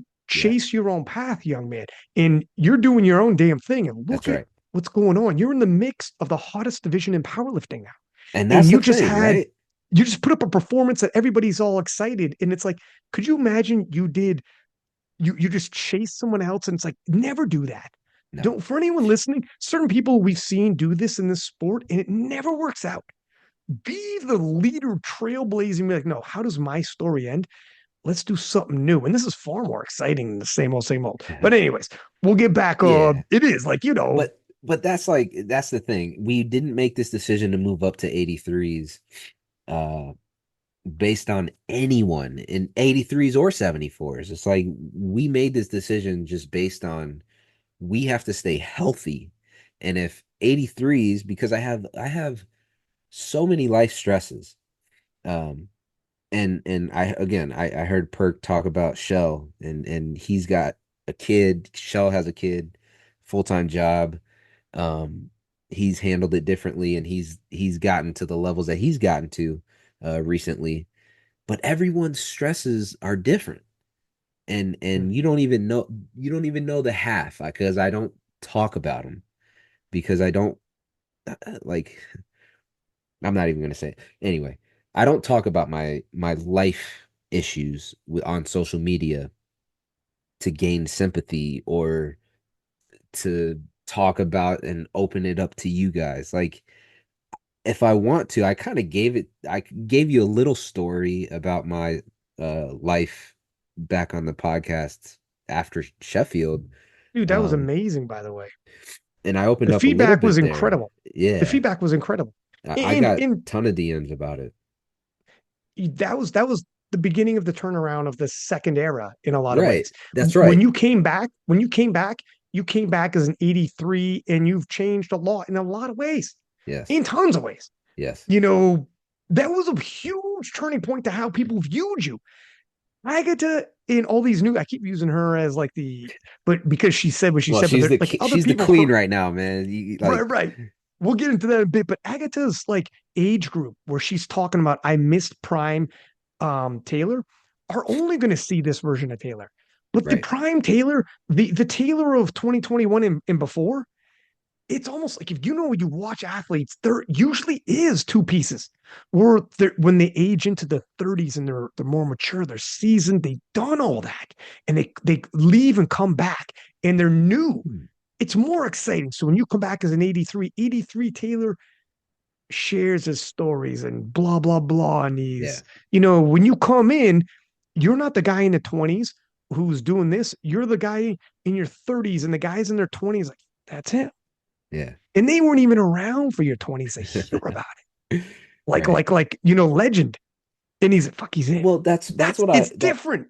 that's the legacy I'd like to leave as well. Is like I talked about this, like the legacy that I want to leave is I'm a winner. But it's more I because I was listening to C-Bum, and like I think he's the culmination of like a true champion, man. Like, he's truly thought about, I am at the top of a sport. I have millions and millions of people watching me. What am I going to do with this? And I let my ego 100% get the best of me, like when I was at the top. And I was resting on my laurels. I really was. But this new chapter, this new Taylor, this new 83 kg Taylor, like, I get to rewrite a few things and make it right. And that's what I want. I want this younger generation to know, regardless of what is going on in your life, regardless of the stresses you may have, like, if this is truly something that you love, that you're passionate about, don't let anyone else cast any doubt on you, cast their fears or their failures on you. Like, stay in your lane. Don't listen, block it out, and stay as positive as you can. You are in control of your destiny. If you can see the vision, that's all that matters. You have to see the end goal. And that, once you do, be relentless towards that goal. That's it. And that's what I want people to know about this comeback is I knew and know still that I am the best powerlifter on the planet, respectfully to everyone else. But I know in my heart of hearts that when I'm healthy, there's no one that can beat me. I just wholeheartedly believe in that. So I believe, and I've mentioned this on my stories, like I have this, I'm almost insane. Like I have this just belief in myself that I'm going to win again. I just know it. It's inevitable. It's already happened. That's how much I believe. And if I like, again, it's not my plan, it's God's plan. Like I feel like there's just this thing working for me, not against me. And everything that has happened in the past was a lesson. And unfortunately, like pride cometh before the fall, as they say, right? That's what Mm. the Bible says. My pride got the best of me. It really did. And I had to take a deep reflection of who I am, Taylor Atwood. I didn't know who I was. And I was like, you know what, man? I get in this new weight class, I get to rewrite a few things. I I still love the prior Taylor, and that Taylor, it's still in me, and I fight him every day. Mm. This new Taylor is fighting this old Taylor. I'm still a competitor though. I saw I'm already in the 83s and like taking jabs at people. I saw Joe post. I think he deadlifted or benched 203. Bro, come on. I see what you're doing. I benched 202 and a half. Russ benched 202 and a half. Like you put 203 on the bar, you do it for a double. Okay, you're trying to one up us. Then he did the same thing on deadlift. He did 345, I think it was, or 343. What'd Can't he do remember, for but a triple? Just he hit a big had a triple. huge Yeah. triple. And I'm like, okay. So you listen, I'm in the weight class now though, baby. Like I'm still the competitor. So I put on my story today. I'm like, whatever the squat, the best 83 kg squat is, I'm one up in it by half a kilo, by 1 pound. So I'm still the same Taylor. I'm still the same competitor. I'm just coming a little different spiritually. I'm very big on mind, body, spirit. And when all those are in the flow state, when I'm in the flow state, like I'm able to have that no doubt, the the will, the strong belief in myself, like that isn't me uh like thinking that I'm better than anyone. That's just my belief in God and the plan that he has for me. There's just in my life, man, I'm not supposed to be where I am. I really am not. If I told you the stories of what I had to go through, and I'm by no means is it like I didn't have a horrible, horrible childhood, but there were some things that were very traumatizing in my life. And I'm not going to negate those because the way that they shaped me as a human later on in life, the way that it has impacted me now, like that, it is a part of me and it has affected me. And people again respond to stress differently. So you can never say this person has it worse than this person. Well, you don't know how they handle stress. So Mm. that besides that, uh I just believe that in this new weight class, like it's gonna be a battle, but I just have this belief that in April I'm gonna win. It's just like I just believe that, and uh, I I I know these kids are strong. I know it, I know it, but I am too, and I'm here as a new Taylor, but I'm the same competitor. I'm the same strength. And come April, 22 weeks now, like you thought the 830 was special, like just wait, just watch. And people are gonna doubt, people are gonna say shit like Joe's this or Russ is this or Delaney's this. I know. I know. They are 100%. Like and that's what I was so upset about when people said I was ducking perk. I'm like, bro, do you not see the competitors in the 83 class right now? Like, if anything, they're probably they have more potential than perk. Well, I the have no totals are going to be idea. bigger in 83. I have no idea where Joe is or where he'll be just based on his progression that he's had. I don't know where Russ is gonna be. I don't know where Delaney's gonna be. Delaney looks strong as shit. Chris Lopez, is it Chris Lopez? Perez. Perez. He hit 840. Yeah. Like we got an onslaught of 83s in the US and like I just don't understand where people were saying I'm ducking anyone because I'm like, if anything, it's harder for me to be Look, in the listen, 83s. listen. It's You, wild. the ducking shit's ridiculous. We don't need to even spend more on that because Yeah. you've jumped into there is okay. Eight, But it's so there are two exciting. guys, I'm so there are excited. three guys, 383s who are 860 and up. Yeah. Three of them. Yeah. Ade, Russ, and Joey B officially 860 and up. And Delaney was one pull away. He was like an inch, 2 inches away from getting 860.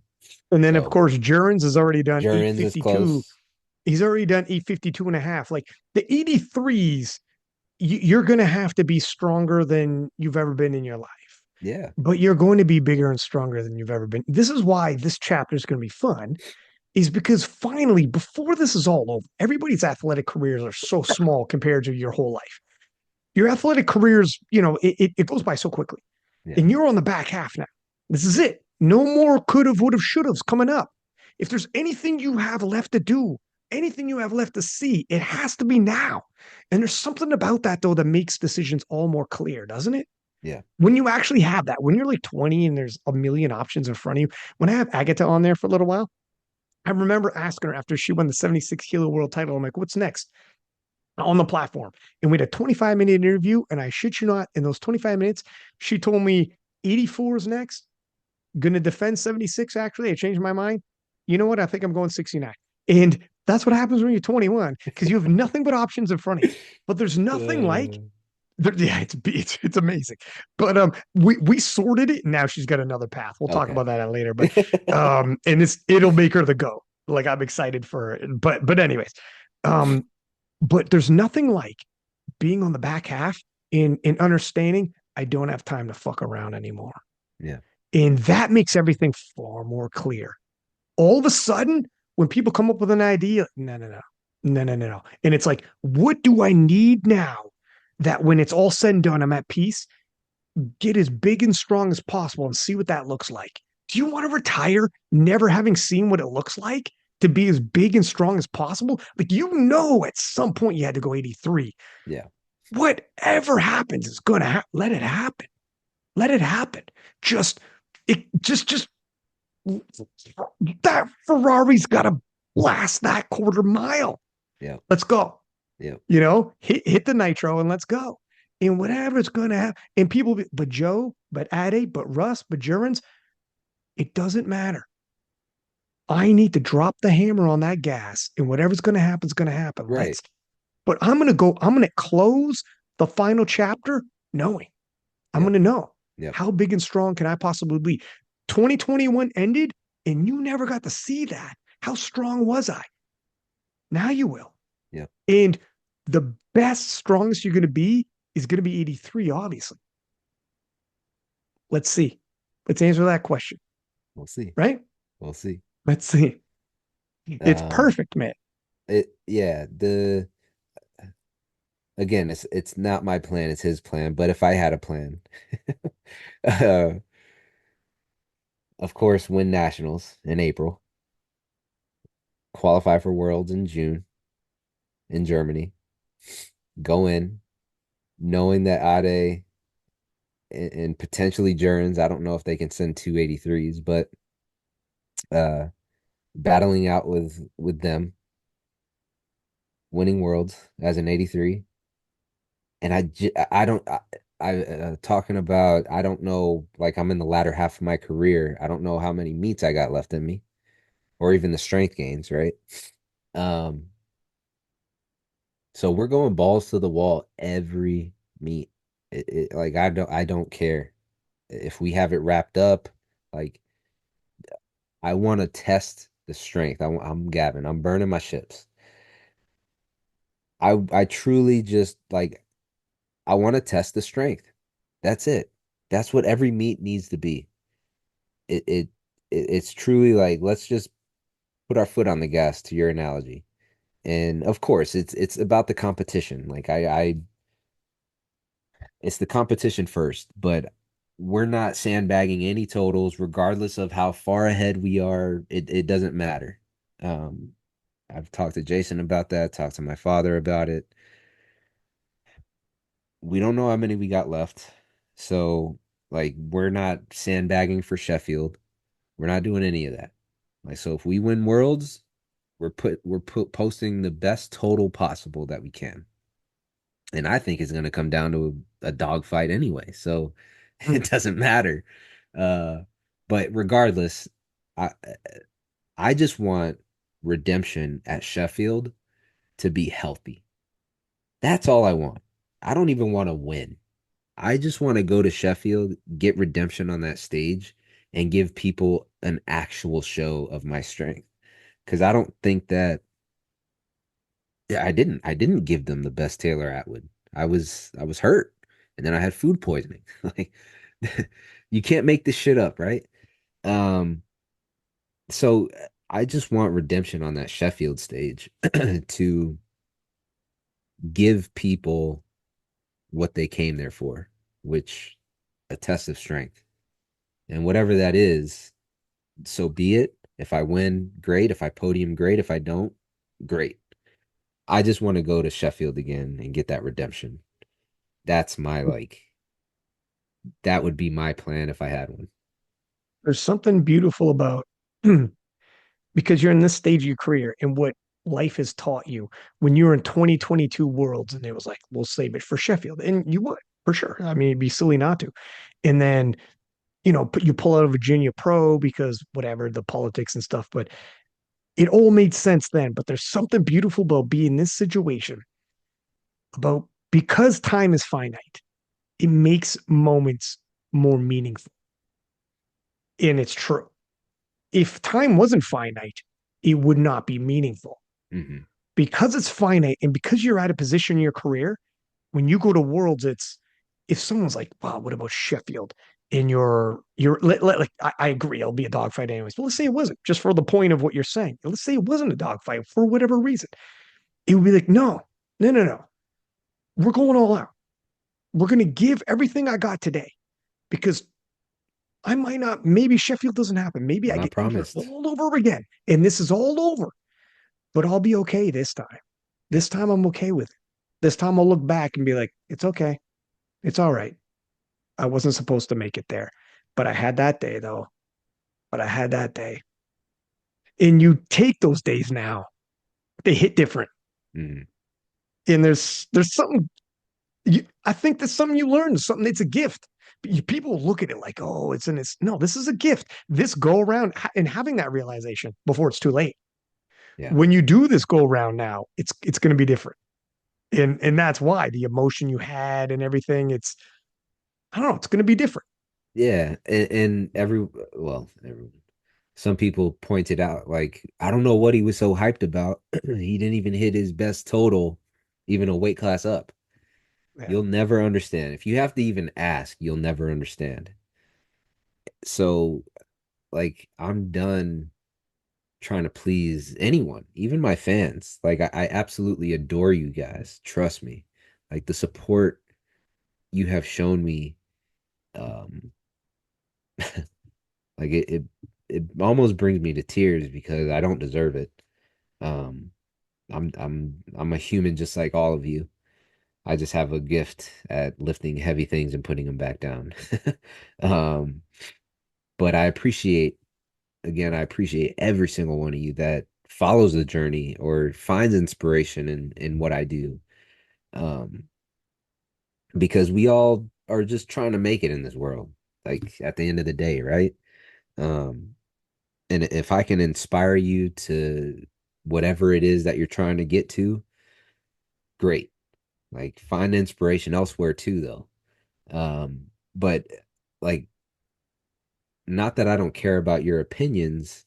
It's just I am at a point now in my life and career where I just need to. I can't. You will never. I've just realized like you just will never satisfy everyone, regardless of what you do. It's just like I just put up a top 10 performance in 83s and people are still hating, you know? So it's like no matter what you do, people are gonna just be haters. And then they'll say I'm on drugs and I'm this and I'm that. Like so no matter how well you do in life, there's always gonna be someone to try to drag you down. And for me, I block it out. Like even today at the gym, I've had so many people that congratulated me. This is again, like I appreciate it, but I've done this already. Like I've been there. So like don't celebrate me. I don't want to be celebrated. I still have to win nationals. I still have to win worlds. And then I have to make it to Sheffield. Like that's the goal, man. And then you can congratulate me if I do well on that path. But like right now, I, I hate to sound like Kobe, but the job's not finished. It's not even close.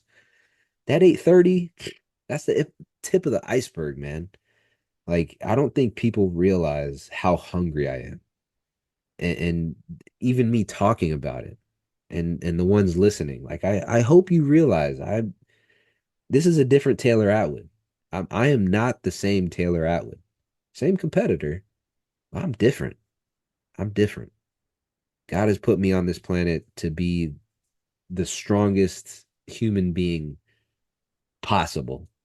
And I know that level is like I know you've seen some strong guys now in the 83s, but I haven't even grown in the class. I've been in the class for 6 months. Like Really, I am you were 80 just kilos for most of that. yeah, and I haven't even filled it out. I've just talked to Kedrick or need to talk to Kedrick, but we've been texting. Like we're gonna get on this in these next 6 months, man. I'm gonna transform like no other. I can Ryan, when I say I think about this shit daily, before I was kind of fucking around with it, honestly, because I didn't know. I was in this like flux of I don't know what's gonna happen. But the 830 just reaffirmed that I'm on the right path, and I'm doubling down. And me growing into the 83s, like I still have more muscle to put on. There's not a true correlation to more muscle is stronger, but let's be real. I just I'm I'm back and we put There's on a weight little more classes for a weight reason, man. and Yeah, like yeah. so I am super just confident that uh, the people in my life, the plan that not just I have, like God can have a plan for you, but you have to put in the work, right? Like and I'm not afraid of the work. So I'm going to PT now. I got a PT on speed dial. I'm doing all the necessary things. Jason on the programming side, we revamped our entire training program. Um like we're not the same strength guys that we were where we pushed it in 2021 with a ton of volume. Like there's just super uh detailed things that we are now paying attention to because we need to. It's that inflection point. Shell had it and gave it to us in 2017. And here we are in 2024, ready for that next inflection point. And I don't know if this is it. I can't tell you what's going to happen. I could, God forbid anything does happen, but I could. be in a car accident tomorrow, you know? I don't know what the fuck's gonna happen tomorrow. What I can tell you is the work will be done at a very high level, and you will see if I can stay healthy, you will see that same 21 Taylor and 74s, you will see him again in 83s. He's dog. It's got chills, kid. That was oh freaking oh my god. Freaking and so one of the biggest advantages of Jason is he will bring people on. Like Yeah. he's like terms of what he does, he's brilliant. And he takes it so seriously. And it's like data points and he's so committed to his athletes. We've talked about before how committed he is to you in your career. Hmm. Like you were his number one guy from way back and Yep. still are all these years later. Like his commitment to you will never be questioned, you know, and his knowledge and all the rest of it. And even though his commitment is untouched, his knowledge base and everything, the guy wrote your for 2021, wrote your program, sent it to somebody with two um, PhDs in load management, and said, "Review this for me," Hmm. and paid the guy to review it like there's a peer review study or something. And then the guy sent it back. Like, this is how serious they were taking you, how serious Jason takes you. And even though Jason is all that, he will still humble himself and be like, I need to bring other people on the team as well, on top of all that. Again, like that's one of his strengths Yep. is being humble, Yep. despite the fact that the guy is like, when it comes to this area, he's brilliant. He's freaking, he's top of the line brilliant. And he's been around the block. Like he's seen it all. So I want to touch up on that because that's huge and that you guys can continue. The reason why you can continuously reinvent yourselves is because he will not allow it to stagnate. He will not allow it. If you told him we need to do something, he'll put his ego aside and he will do what's best for Taylor Atwood. And you know that. Yep. And because he's done it for time and time again. It's not, no, I got this. He'll be like, let me pull a team together. Let me shuffle around the team. Let me have peer review on your programming. Let me, so you can have that confidence. And that's why you're still here Yeah. doing what you're doing. So, anyways, I wanted to throw that out there. And about, you're touching on not being able to satisfy everyone. But honestly, that's the noisy 2%, but 98% are like you've seen. If you look at the traction, the numbers on this happens on your podcast, your posts, your everything. Your traction is always crazy high. And my dude, in an era when people forget about last year, you hadn't competed in 18 months and you weren't 2021 Taylor since 2021, and people still are like, you're the king, you're the GOAT, you're blah, blah, blah. And still, and that's to say that says a lot. They would have, anyone else, they would have forgot about, my friend. Anyone else, they would have forgot about. Listen, I brought up the egg at the story because how special and bizarre it is for powerlifting, for someone to enter powerlifting, had missed all of that, missed Hmm. it, too young, and see you in real life and be like, I gotta fucking see this guy. He's lifting today. I'm Yeah. sorry, we gotta cut this podcast short. I can't miss Taylor's back. Like that doesn't happen in our sport. That happens like boxing, MMA. It doesn't happen in our sport, man. We're so social media generated. People forget what happened last week, the week later. So for you to be not compete in 18 months, let alone when you hit those big performances, it walk the 2%. Yeah. They're noisy No, it's 2%, dog. for I'm telling sure. you, But there were 98%. some peers and still peers. Of course, but they're part of the 2%. I It doesn't know, matter. but It doesn't matter if they're peer or not. As a matter of fact, sometimes the peers, it's all banter or whatever. But keep in mind, whenever you think about the 2%, stop and be like, think about the 98%. And how many of your peers are in that 98%? Ask Penner and anyone from France what they think about what you did, huh? Dog, think about, ask Russ. who's all over, who's a huge, even though you were like rival right on his heels, he bumps you every time he comes on. There's so many of your peers whose opinions matter that you could turn to. Even if someone whose opinion matters to you and it hurts if you hear something, there'll be 10 others that opinions matter. You're like, oh, damn. And you know they know their stuff.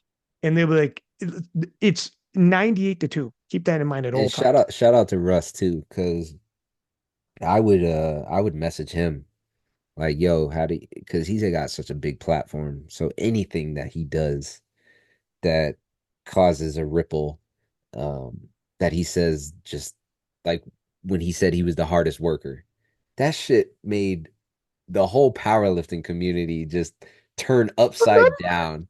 And I'm just like, bro, wow, first of all.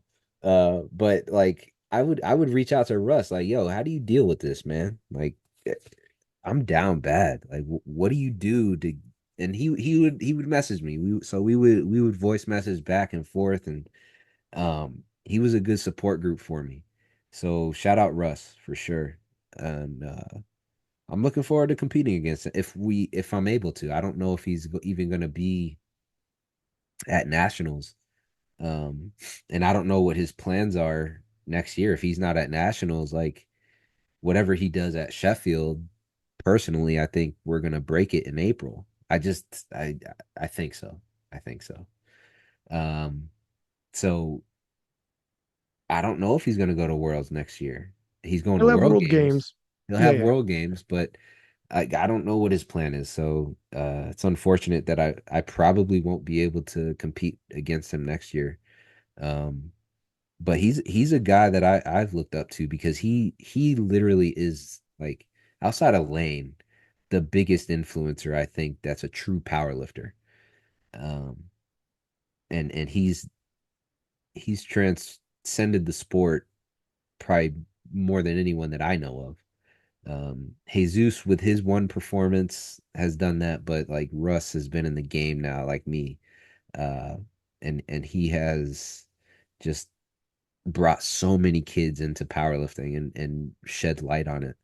So like his influence to be able to do what he's done, I'm just upset that we're not going to be able to compete against each other because he's honestly like one of my boys. So it's unfortunate. It would have been a friendly little rivalry. Um, but yeah, I'm excited to see kind of what's going to happen next year. And one more piece before we talk about, we'll move forward again. But when you said the people congratulating you and you're like, hey, man, I'm just getting started, the reason why, because they were amongst the 98%. And you got yourself, you're like, it's tip of the iceberg. I agree. And we could tell by the performance. However, that 98% wanted you to kick some dirt in the face of the 2%. Yeah. And you did. And you let them have it. That's why I loved when you went off. Like, yeah, like Jason's right. Don't get whatever. We joke about Jason, but like he's probably right. Let's be honest. He's a mature Yeah, guy. He's he's more mature. Don't 100% hey, right. hey, hey, take advice from him, not from me when it comes to that. All right. But I'll tell you that right now. However, I think for a lot of like the other 98%, who those people, when they seen you put up that and show that passion once again, that got them fired up. I'm like, hell yeah, give it to him. Yeah, Give it to him. yeah. When you found the second camera and gave it to him again, I know I was. I was like, give it to him. Give it to him, King. Give him another So dose. Give him a second hand. Oh, and hold this for me. And give him another. And they'll be like, okay, now we could talk about now we can look at like nationals and move forward. so So anyways, but yeah, Justin Nutt, he's the media guy for SBD. He was the mm. one holding the stand free camera. And he followed you, and He he followed should me have known. everywhere. He And knew he got what he wanted. He could say what he wants, but he got what he wanted. no, he did. No, he was Yeah, like, he did. dude, I'm so happy that you were talking to the camera. He's behind the camera. He's going.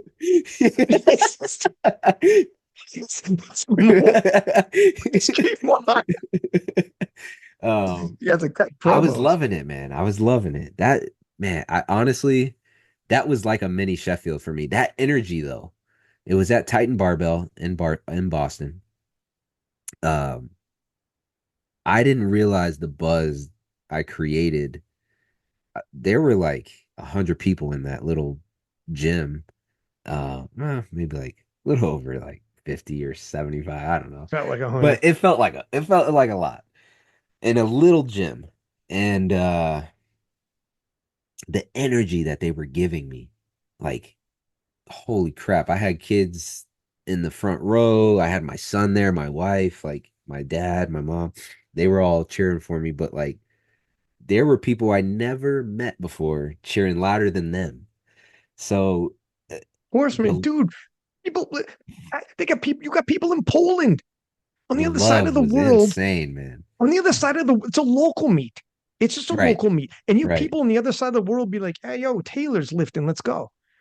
Like, you know what I mean? Well, It was the something. so I think we had like 11,000 views or something on the video So again, like when for Russ won, this is Russ, who was monstrous. When the USAPL split, like a year later, his session got like 27,000 views. yeah, And it was on YouTube for a year. Just to yeah. give you like what's popping now and what's going on. So for 11,000, that's nuts. No, In a year's and I appreciated that because that was just from my following. Like there was zero PR. There was not a competition, like there wasn't a big competition, so people weren't coming in and kind of just watching it because there was a true competition in the weight class. They were just watching it because I was lifting, and like I got 120 something thousand followers on Insta. That's my primary social media, but like to have that 11,000 people roughly tune in. I don't know if it was all for me, right? But nonetheless,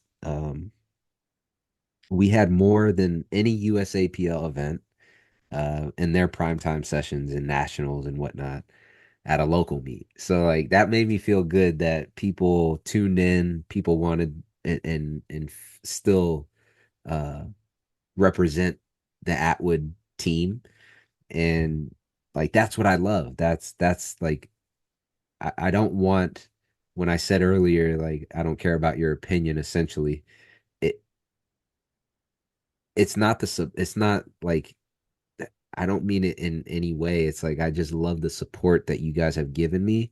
There's just things that I can't take right now, positive or negative, because I need to stay on this path, and I I don't know want what to you mean get when you too said, big for my yeah, britches, you know? I don't think anyone's trying to take it out of context. I know what you mean, where it's like you can't let public opinion rule your day on how you feel about yourself. If it's Right, good, bad, negative. right. And if you went through 18 months of what you went through and you'd be like, I don't feel too good about myself right now due to, and I need to, I know what you mean. Yeah, And so yeah. only the 2% would try to take what you said out of context. Would you hear what he said to his fans? That's not what he Right. freaking means. Yeah, If no. like I got you, dog, I'm one of them. I'm one of your 98%. And if you're told, and so if you're like six, I got like I appreciate your support, but I can't hang my head on whether or not I get your applause or not because it's fucked me up for 18 months. It was difficult. It's easier for me to be like, just do it for yourself. And if they're with you, they're with you. If they're not, like I can't overthink this right now. I Yeah, got you, man. yeah. Go through, do what you got to do to That's get it. through because this is I difficult, high pressure. you, you hit it on the head. Yeah. It's I can't overthink it. And I overthink a lot. I analyze so much. Um it's a double-edged sword. It's given me a lot of good things in life, but it's also a detriment to myself sometimes. Mm, So I can't overanalyze or overthink overthink positive or negative. mm, But I'm super, super grateful, super blessed to have the support system and support from all of you. Like it doesn't go unnoticed.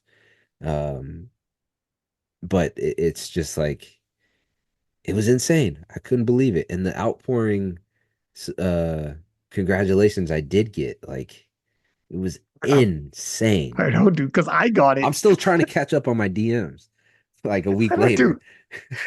Dude, my DMs are getting flooded just from like posting stuff. People like, and again, dude, people get so excited. They're like, okay, all right. So if he had this much on the squad and he had that much, and he's got 6 months on that, and then I'm like, all right, don't settle that. Everyone's excited.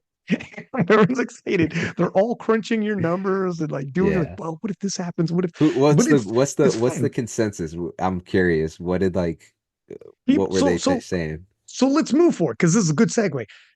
People are crazy excited, and they projected you like most people are saying around 850, 860 on the day if they throw on these whatever kilos that they're doing.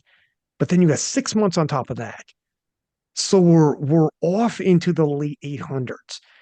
And exactly where it falls, we'll have to see. Like a lot of people, like it depends on how big he gets and blah blah blah. Like, are we talking? Is he cutting weight and whatever? Like, are you going to be 85 cutting to 83? Oh, what does that look like? Like how good are those squats and bench and everything going to move then? So a lot of it's going to be conjecture, right? Because Yeah. you yourself are learning and figuring things out. But they're excited. They're super duper excited. And no matter what, like people just are happy to see you back, right? They're like, okay, he's in the mix. It's exciting to be like, Taylor's in the mix. Taylor's in the mix. Even if someone's like, you know what, I think this guy's gonna win or that guy's gonna win, but there's even then, I've had people say, some people be like, look at you, like, I think Joe's gonna win. I think Joe like you pick whoever you want. Some guys will be Russ fans, Joe fans, whatever, but they'll be like, but I love that Taylor's in the mix and in there, and like we got to talk about it now. Yeah. Like they want you there. Again, the 98%, that's why 11,000 people watch a local meet. They want you in there. You put 11,000 people in an arena, that's a lot of people, Taylor. Yeah. And that was a local meet. So there's a lot of people who are like, though they're happy you're in the mix, including, I guarantee you, Joe Bornstein to be like, it's going to be pretty cool. It's going to be pretty cool for him too to Yeah. be like, holy shit. For Joe, like, I don't think Russ is going to make it to PA Nats, but can you imagine Joe Bornstein be like, oh my God, if Russ and Taylor at the same time were there, that's like crazy for he's 21. That's Yeah. like crazy. He'd be like, oh, this would be crazy for him. Like it'd be pretty cool. I guarantee you. And I'm sure like they see you guys as competitors, but at the same time, because you're like 15 years older than this guy, you know, to an extent, like you're an elder statesman in it. So Yeah. you're like, you look up to you. The younger guys will look up to you, but they also have to rival you. It has to. But at the same time, like, holy shit, it's Frank Taylor. Like before they even got in, you were doing what you're doing. So it's Yeah. like, it's a weird kind of thing, but it's still again a beautiful thing. And then when you walk in the room, it'll be like, holy shit, I'm going head up with this guy right now. It becomes I don't know, I love that kind of stuff. And you see it in sports and later on people talk about it. And your generation didn't have it as much because we didn't have icons, Yeah. because we didn't have social media and we Yeah. didn't have television either. So we had what? We had nothing. We had spreadsheets. You could read the detailed results, but you didn't have podcasts like this.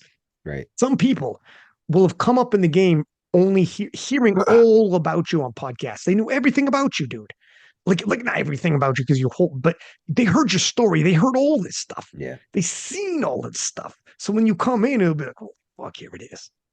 Your generation didn't have that. This generation No, does. it does. And it's different because like um again, that's I portrayed myself a certain way on social media for that reason because the only scouting that people had on me was Instagram, and that's where I was doing Yeah. all my posting. So I always just said, look, I'm gonna be the competitor. I'm gonna be the guy that when you come to my page, I'm gonna come off as cocky. I'm gonna come off as the guy because I am that. I was speaking it into existence before it even happened. I would always look at the USA because it was Wilkes at the time, USAPL, back in 2015. They would post at the end of the year who had the best Wilkes, and it was always Ray at number one, but John Hack and Dennis Cornelius and Keith McConaughey. So all these guys always in the top five, and I was like like low top 10. But I'm like, you know what? I just need that one meet. I know I can get up to Ray's level. I know it. I know it. And what do we do in 2021? We beat Ray. So like that's just the conviction that I have in my ability and my team. It's just like I, I just have that belief that it's just going to happen. It's already happened. So I don't know. I'm on a rant right now, but um I think that um the generation the younger generation now they think that they are the best still, like, oh, I'm young, I have so much ahead of me, and they're just writing off the older generation. But I'm gonna love the Sheffield when, like, Shell, who's my age, wins. Yeah. When maybe Meg Scanlon, or She's like your age too with kids. a wild card, right? Like, comes out of nowhere, the older generation, and whoops up on these kids. Like, it's just like it's bridging the gap. But I get what you're saying in terms of, like, they have this sense of idolization somewhat, because that's the generation that we're in, and I completely understand it. But I'm also not like, I think this generation is a lot smarter than our generation, and they're doing things. They just have more education, more things at their fingertip, that is helping them progress a lot quicker. But yeah, there's going to be, even though I'm older, in the older generation, I still think that there's some tricks up the old man's sleeve that this younger generation hasn't seen yet. So we'll see. To a large extent, the younger generation is gets to stand on the backs of these giants because all the learning that yourselves as athletes, your coaches, the coach who are still coaching now, learned with you guys previously, and now they're peaking as well. So this new generation is coming into the sport with everything's peaked. The sport is peaked. There is no all these young guys without the previous generation, so so there's that as well. But also it's cool to see somebody progress, period, over time. Ali's got a quote. He says, "It's a shame if a man sees the world the same at 50 as he did at 20. He'll have Mhm. wasted 30 years." And when you see somebody, you needed to be the Taylor Atwood you were previously, and we needed it too. I love somebody who's like the uber confident, the cocky guy who's going to call his shot and let everybody know and Yeah. whatever the hell, right? But you also seeing you mature and turn into the role you are now, it's also refreshing. And I think other people seeing it, it's also refreshing because life will humble you. Life will take away. It won't only just give, and it'll test you. So then when life gives you a second chance, you come back around. You're a different man. You're a different Mhm. human. To 2021 wasn't that long ago. Yeah, but a lot happened since then, huh? And when you come back, you can never go back. You can stand in the same river, but it's never the same river. You break a glass, you could put it together, it's never the same glass. Mhm. It doesn't matter. You're changed forever. Yeah. You can't go back. And I don't wish to take away the old Taylor with this Taylor. We needed that guy at that point. The polarizing, love him or I hate him, you're gonna Yeah. know who he is, and he'll let you. He's gonna let you know he's the king. You need if there's a king, the king needs to let everybody know. Okay, God, would it be boring if you were from a different, a nation, Eastern Europe nation that like was humble and whatever. It's like, Yeah. God, no, please stick your chest out and say something. Let everybody know you got every freaking formula and every record and everything. Just let them know. And you were that guy for us when we needed you. And now when you come back, yeah, you mature into a different guy. And it's good. It's good to see. It's good for the sport and everything. And these young generation coming up, remember, like they're on that curve, but on their curve, they're the young, boastful, holy shit, the gains are Yeah. coming quick and they're loving it. And it's like, so like I'm older as well. So I've seen it all. I'm like, I've seen this. This is all, it's all good. And by the time these people are like 35, wife, kids, they'll be in a whole different place in life too. But I enjoy seeing it all. I love watching this ride. I love it. And I'm like, where does this all go? You never know. And some people will never make it to your point where you are now, 35 and in the game, and we're talking like we're talking now. Some people, like very few, as a matter of fact, will ever make it that far. But some of them will, and it'll be cool to see it all happen. But anyways, we'll back it up. What do you think now, Addy? What do you think first off of Addy going to Sheffield? This is your weight class now, and now your weight class is the hottest weight class. It's crazy. You entered the 83s at the perfect moment because you just entered the hottest weight class in powerlifting, it would appear. With Russ, a massive star, now you enter it, the GOAT, and you hit 830. So you're in it now for really real in the conversation.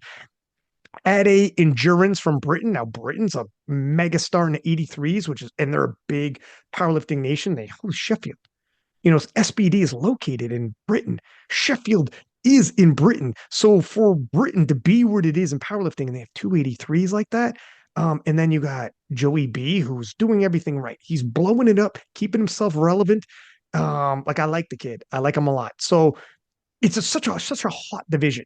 It's Yeah. so hot. And then putting Ade at Sheffield, my man, the 83s, and Tim Badagati, Yeah, Tim put up Gordon what, is 840 or 845.5, 845, yeah. which is crazy. Like everybody's level. And then Calais Delaney, Calais moved up. Ali moved up.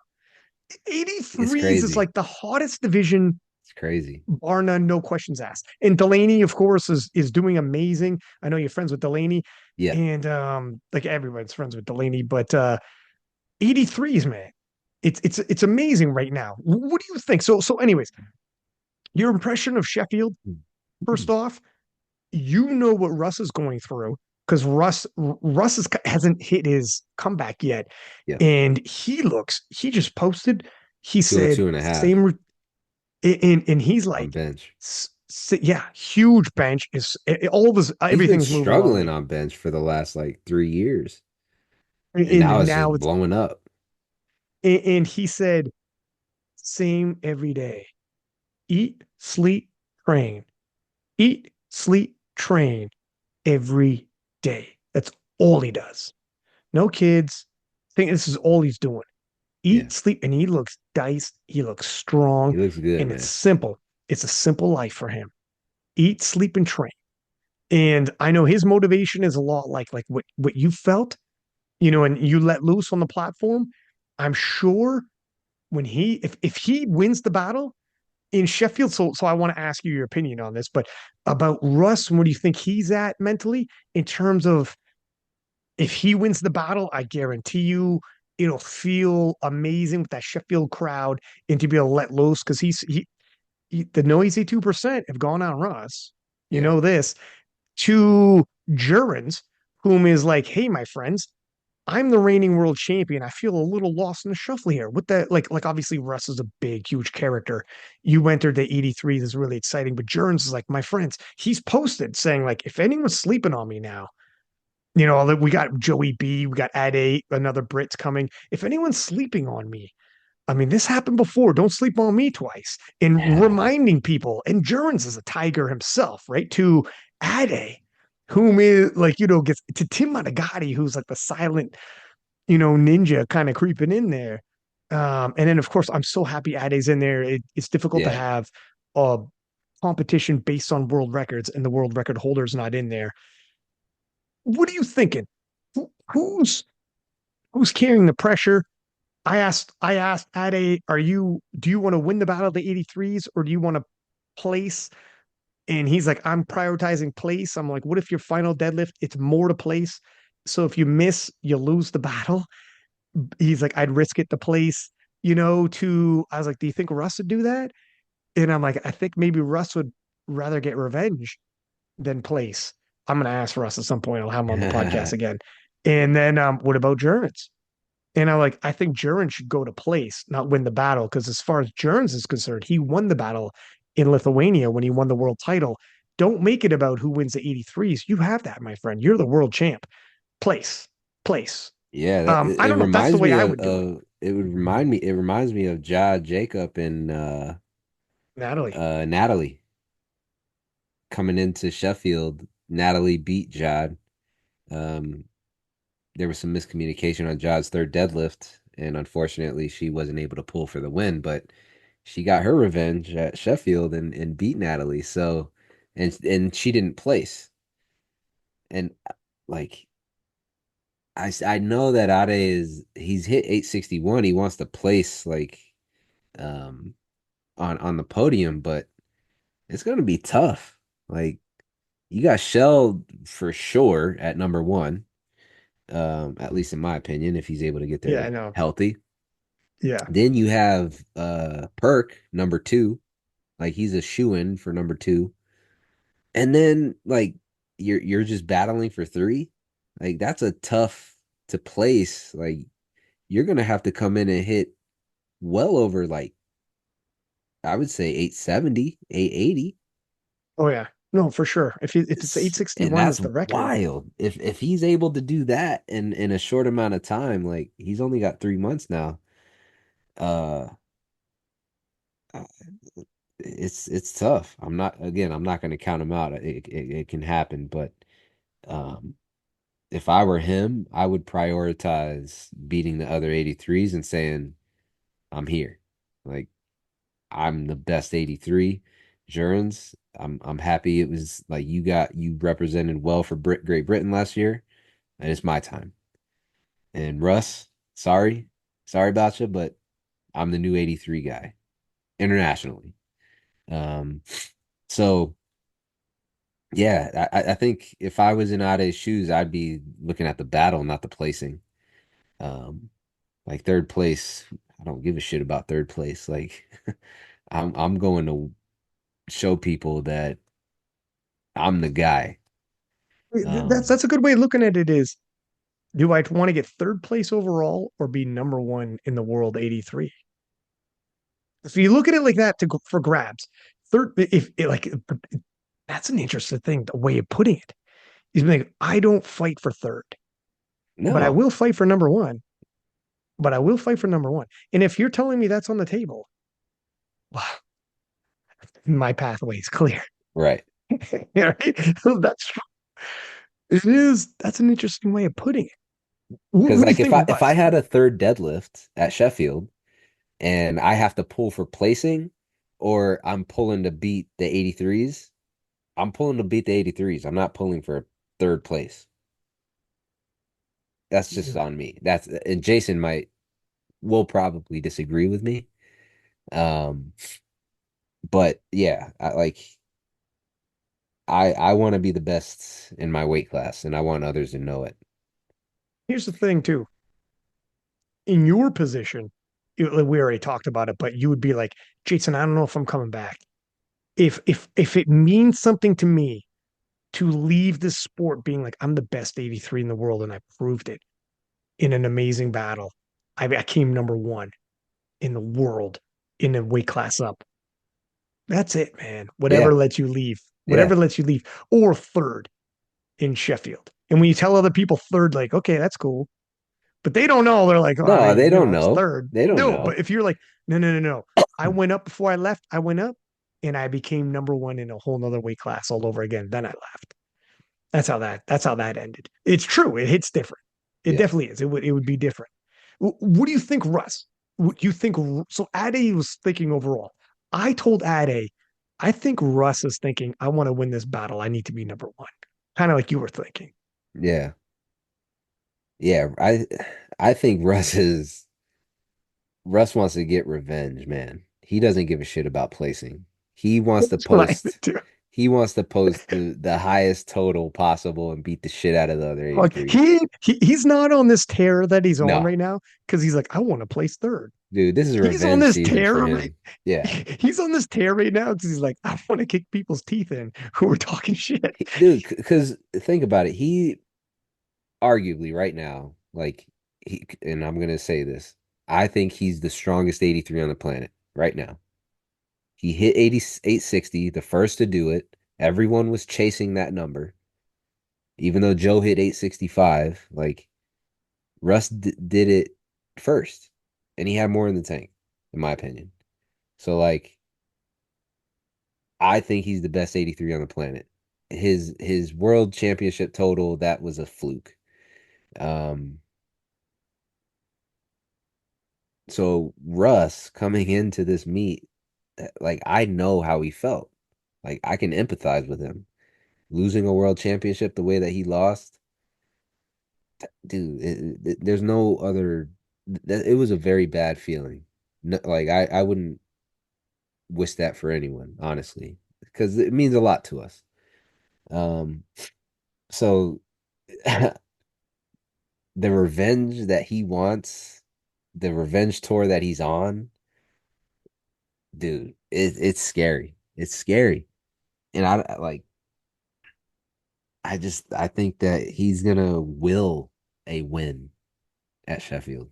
I don't know. There's just something. He's gonna will it. I don't I can't put it any other way. Like he's gonna squat something stupid. His bench press is gonna be there when it is gonna show up, and then he's gonna pull what he needs to pull. And I think he's gonna. Personally, I think he's gonna win. Respectfully, Such a good battle. It's insane, huh? it's gonna be a great battle. I'm super excited, I and know. it sets the stage for April. Like, Yeah. what did these 83s do? So what do we have to do? Yeah. Um, yeah, it's all just like jockeying for position, and I'm the 83s, man. Because Sean Noriega's in here. Who's It's stacked. who's the other great deadlifter? Two white lights. Angelo. Who? Angelo. Angelo. God, I've blanked on Angelo, his name. Chris, Sean. Dude, I mean, there's so Dude, we got there's too so many. There, many. you don't. Gruden. I don't know if Gruden's doing it, but potentially Gruden's in the mix. Is Like, Gruden back? Holy smokes, if I don't he's know. back. But there's just too many There's now. just too It's many. almost like the guy who comes in ninth, you'd be like, oh, he came in ninth. No, he probably did amazing. He would he, be, yeah, he he'd be in did contention at amazing. Worlds. Yeah, someone's gonna put up a crazy number and not even be in the top five, and You he's an know, amazing lifter. someone asked this years ago when we were getting ready for Worlds. It's like, what meant more, a USAPL Nationals win or a World Championship win? And it was like, dude, you got to go through the gauntlet here in the US. Like, you have such a competitive weight class. When you go to Worlds, you're crushing people. It doesn't even make sense. But like you got guys and women that are like you're a half a kilo ahead or whatever. So like if you win nationals, it's like oh like a weight was literally, no pun intended, It lifted off your depends. shoulder. It depends who's waiting for you at Worlds, though, because there will be. So yeah, of course. There's Yeah, certainly strong international lifters, but for some of us, um, it was like you had more competition in the US than you did at international. yeah. It could be, or like obviously, if you're an American, well, it's a gift and a curse. If you're an American, if you make it through that gauntlet, when you go to Worlds, everybody and their mother knows who you are. Yeah. Like Petrie made his very first Worlds appearance, and he got a bronze. He medaled in his first Worlds the whole nine, but everyone knew who he was when he came home because he's American. He has to go through the American pipeline and get there. Like whenever you make an American team, everybody Personally, I knows don't you. think he would have beat Gavin, but that's besides the point. Like, Gavin's If your boy too, fucking though. Gavin didn't miss weight, dumbass. Gavin hit Gavin hit 901. How freaking he man, he pulled it Dude. together. Well, oh my God. Because we talked about it on the last podcast, but how about Keiko? Keiko's making a comeback. Keiko's looking Dude, good. Keiko looks strong as shit. Oh Keiko my looks really good right God. now. Yeah, You know he's what? That time healthy. away did him some good. He had some injuries and he was Yeah. getting burnout. Mentally, he was fatigued. Physically, he was getting injured. And he said after I think Sheffield, um, I asked him, "Do you want to come on the podcast?" He's like, "My dude, love everything you do, blah blah blah." He's like, "But I'm stepping away, and I'm going to Good for be, him. yeah." And then he had told Joey, like, for I feel like the last like three comps, he told Joey, "I need some time off. I think need some time off," and just but he kept winning. So it's like, well, how do you take time? You just won Worlds. You're not going to do Sheffield. Well, you just want like you just keep winning, and you're just like, can't take time off now. You just won again. So when he finally at Sheffield didn't win and another 93 won, Gustav won it all. And then at Nationals, he didn't make a team because Petrie beat his total. It was perfect timing. Yeah. Like where in the moment, you're like, oh, shit, I lost. And then I didn't make a team. And then it's like, but that ended up being the best thing to happen to you. Because Yep. finally you knew you needed it, but it was never a good time to pull away. The time just it just happened because it had to happen, and it actually was a good thing. And now he's better than he ever was. And let's see what happens when he comes. He's got plenty of time. Um, and Gavin, I'm up. So when Gavin hit 901 dog, I was so happy for him because God bless. He is. I mean, he's You Gavin, talk about right? Like every. resilience, man. Dude. I remember we had times, dog. It was one of the hardest for me at a certain point because I love Gavin, right? I love all you guys, right? You guys are my crew.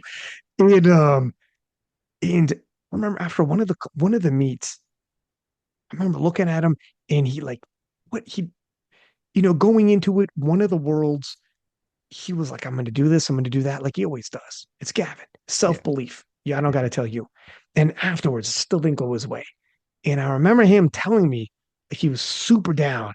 And then he looked up, he's like, man, I'm tired of he's like, I don't even know why you believe in me. I'm tired of letting you down all the time. And I was like, it actually hit me. And I was like, Kevin, you never let me down, kid. Like you leave it on the platform every time, man. I don't give a shit if you win or lose. That's Yeah. not what this is about. I don't gotta tell you, when you were gone for 18 months, I told you come on the podcast whenever you want. Yeah. I Like, appreciated like that. you don't, it doesn't matter. You know what I mean? I told him, like, don't worry about that. Don't worry about me like that. And then for him to like hit 901, I was like, now come on the Now podcast. We can come talk a on. little different. Yeah, yeah, now feel it. And he was feeling good. Same thing, like all you guys. He's like on to the next one, but it's not a world title. It's not Sheffield. I was like, I got you. I got you. You guys are hungry and you got to stay hungry. But I'm like, but do take your flowers right now because you got to Yeah. win, my man. You Yeah. got a big He one. did. He did. That the his gauntlet was absolutely treacherous. He he had two Sheffields where he had a shot and missed it. Um Missed nationals. So like on He had a weight couple worlds where he loaded world, up the yeah, world record it and was missed. Like, wild, man. Wild his ride. And for him to stay in the sport to continue to want to do it, like I don't that's love, man. That's passion. That's everything you want in a person. Not giving up, knowing that that dog, that fight is in them. Um, you can't teach that. That mm, it's either in you or it's not. You're either gonna fight or you're not. And he fought and he finally got that victory. And yeah, man. it was it was incredible. But again, like we knew he had it. We knew he had it. Like it was just a matter of time. So like now I'm really looking forward to what he does at nationals. Like, all right, you're the guy. You're the guy. Can you keep doing it? That's what I want to see. Right? Do you still have that fight in you? I know he does. Um, but I'm Dude, super excited to see what he does. when he hit the gun pose, because this is around the Olympics, and it was dude. Remember Yeah. someone said because I posted up in the King of Lift story, I showed the gun pose. I'm like, this celebration's coming this summer because everyone was doing it. Remember all the other athletes in the Olympic Games were doing it, and I go, a big name lifter's going to hit it. And then I had like 10 people hit me up, be like, because North Americans, world's already happened, North Americans is Yeah. about to. And a bunch of people DM me saying, if Gavin does breaks 900 like he wants to, he's got to do it. And I showed Gavin like a couple of the clippings of the DMs, and Gavin's like, Gavin replied back, I promise you I will. He's like, I promise you if I break 900, I'll do it. And or break the world record or whatever. And he broke the world record and 900. So we did Yeah. it. And I'm like, fuck yeah, Gavin. like you got it. Because it's a sign of the times. So when people look back and they see the picture, there's Uh, a story to it. Like, oh, in the yeah. Olympic Games, this guy Yeah. did what he did, whatever. Um, but the 93s, talking about like the meat grinder that is North America, that is the American Championship. Freaking, so you got Kaiko, who's amazing, Gavin, who's amazing, Petrie, who we already talked about, and he had a phenomenal time at Worlds, by the way. And I swear to God, every single girl at Worlds had a crush on Petrie. It was crazy. It was like fucking. I didn't know if it was World IPF Worlds or The Bachelor. That's awesome. It was an Good for episode of him. The Bachelor, and we went out, hung out at the bar, and I got lost in his eyes for a second. There. What the fuck? Where was I with my thought here? I just got lost in his eyes for a second there. What the hell is going on right now? Collected myself and kept it moving. But and then we have Joanne Garrison coming over, who Yes. it's that's a whole nother wild card Wild thrown in card. the mix. And I Strong remember I asked, motherfucker. oh, strong as shit. I can't wait to see what happens. And I had him on the podcast and I asked him, what were you thinking when you watched Sheffield and you seen a 93 win Sheffield? And he said, that should be me. I could beat them. And I'm like, well, you know what you got to do. And he's like, I'm coming over. And so he's motivated. He watches Sheffield. He watches World. He watches these. Yeah. And he's like, We talk in the um, DMs. We're boys. so he's gonna come. He's coming, and he's a whole nother He's an older enchilada guy of. too. He is. Yeah, He's an yeah, older guy. he is. Look, we all got to stay together, man. That's right. That's why This you're in this his young these DMs. You're young like, cats, they don't know. They don't know, man. so I don't know. The 93 is gonna be nuts at what at PA Nats. I honestly PA Nats, I don't even know how to call it. Oh, and by the way, Penna, our boy Penna, just had a 713. yeah, He just broke the world 713. record. Yeah, But unofficially. again, man, Unofficially. like, yeah. Oh, Europeans? That's not No, world it's the record? French nationals actually. That was French nationals. Oh, okay. So this is Okay. around the time of Europeans ordinarily. They changed the European calendar. So Europeans isn't around this time. It's in March. But Okay. yeah, you're used to seeing European Championship is around now, November, December. Yeah. And but and like Okay, Turbo they Tiff and changed it. Penna Got it. and all these French lifters. Yeah, yeah. But dude, still 713, man. My man is we'll see. Look, yeah, it's tough, man. I wanted to see Penna like absolutely crush it. Unfortunately, lost Worlds too. Um, but But I don't however, think, he they all had the exact same total. Like he lost world sure, but they had the exact same total split on body weight. And everybody on the podium had the exact same total. It was amazing. It was one of the yeah, best. that It was was the wild. best. It's the best battle I've ever seen. And he was in it. He was right up in there on the podium with all those guys. It was dog, it was a beautiful I moment. Yeah, it was tough because Jonathan is also my boy. I Garcia, yeah, I love love and Jonathan too. I love Panda to death. And it was so hard to watch both of them lose on body weight. Yeah. I was like, come on, man. Like it hurt. It hurt. Kind of Um, controversial too is the French team prioritize, so kind of going to Sheffield, prioritizing winning a battle or podiuming. French team prioritize getting their lifters to world games. So on Penna's second deadlift, they they tied in the total to get him onto the podium because the podium goes to world games, yeah.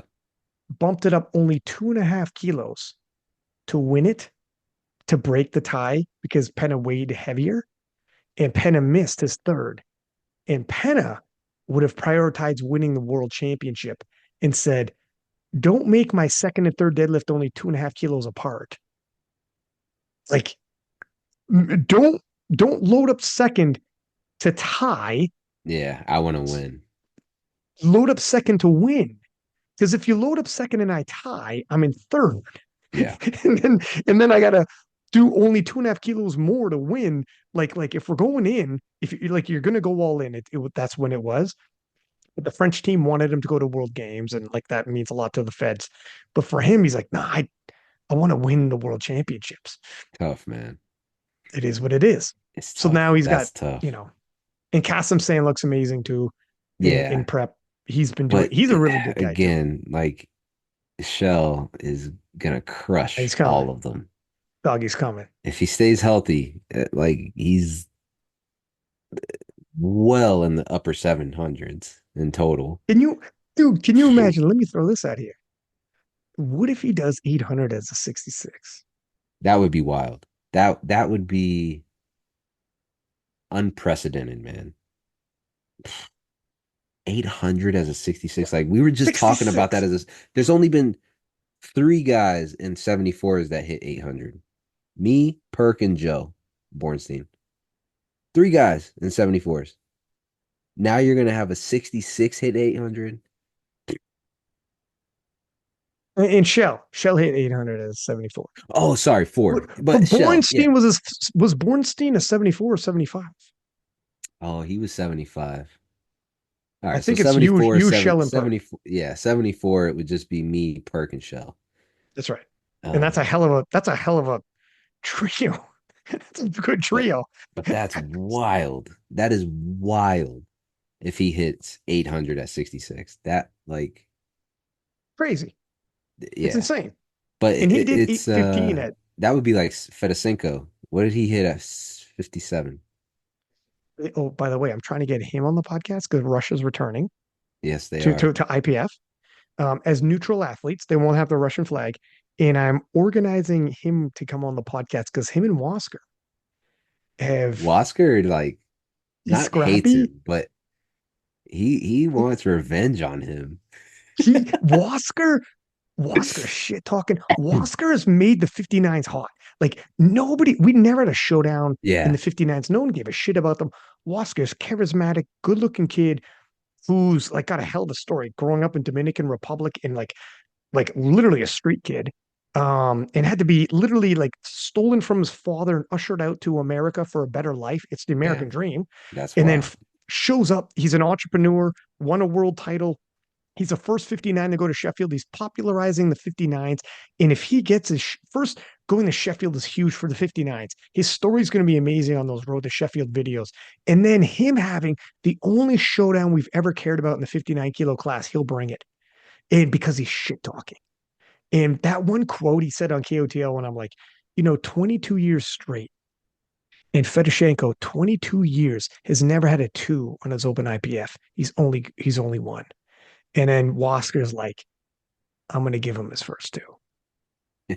And that quote made its way to Fedoshenko because my man Dmitry has a podcast in Russian and he translated it to Fedo. Oh And shit. Fedoshenko clapped back and said, um, and they're like, "What do you think of this American kid?" And he's like, "Yeah, he might be able to beat me.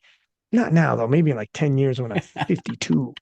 And then he goes, and then Fedo said, "When I beat this kid, I hope he doesn't disappear like all these other guys and lose motivation and No shit. because how many people is Wow. Okay.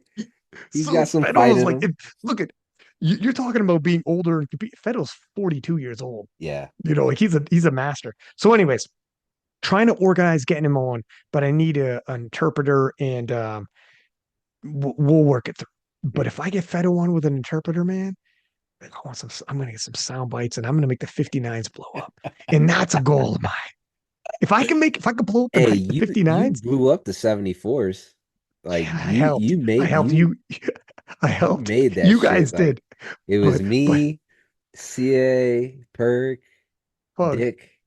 Yeah, it was all of us, it, man. it was, it was, and then, yeah, I'm doing my damn thing. I'm trying. And the 59s, man, these boys will play. If I get them both on, they'll play. They'll actually like they'll shoot Yeah. shots at each other. Yeah. That's what you need. It's what you need sometimes, right? Because no one else will care anyways. They'll be like, No. they're too small, they're too Yeah, and look, they like as much support I've had over the years, like people, I was like the Tom Brady.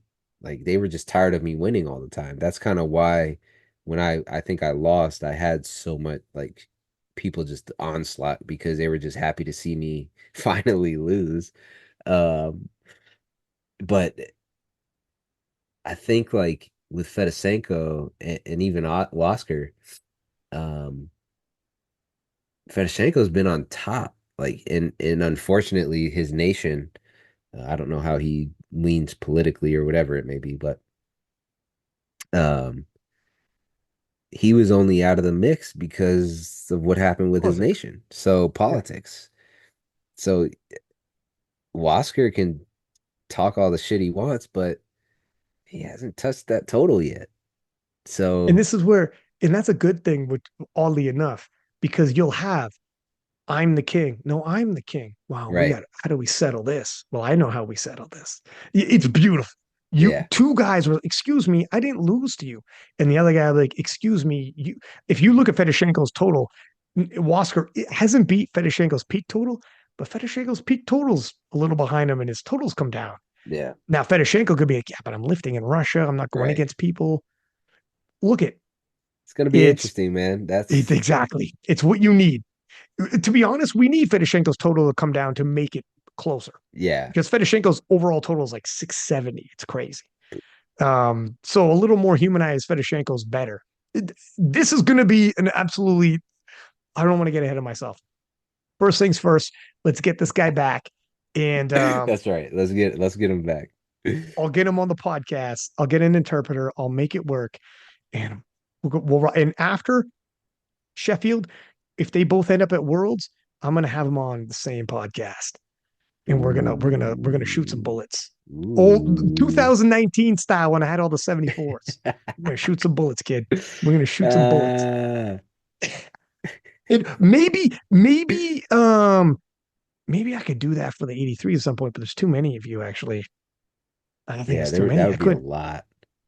too many of you. You could do like international Sheffield because there's Tim, Ade, Oh, Jurens, Sheffield for sure. and Russ. But then like even Nats, you got me, Delaney, Joe, Chris,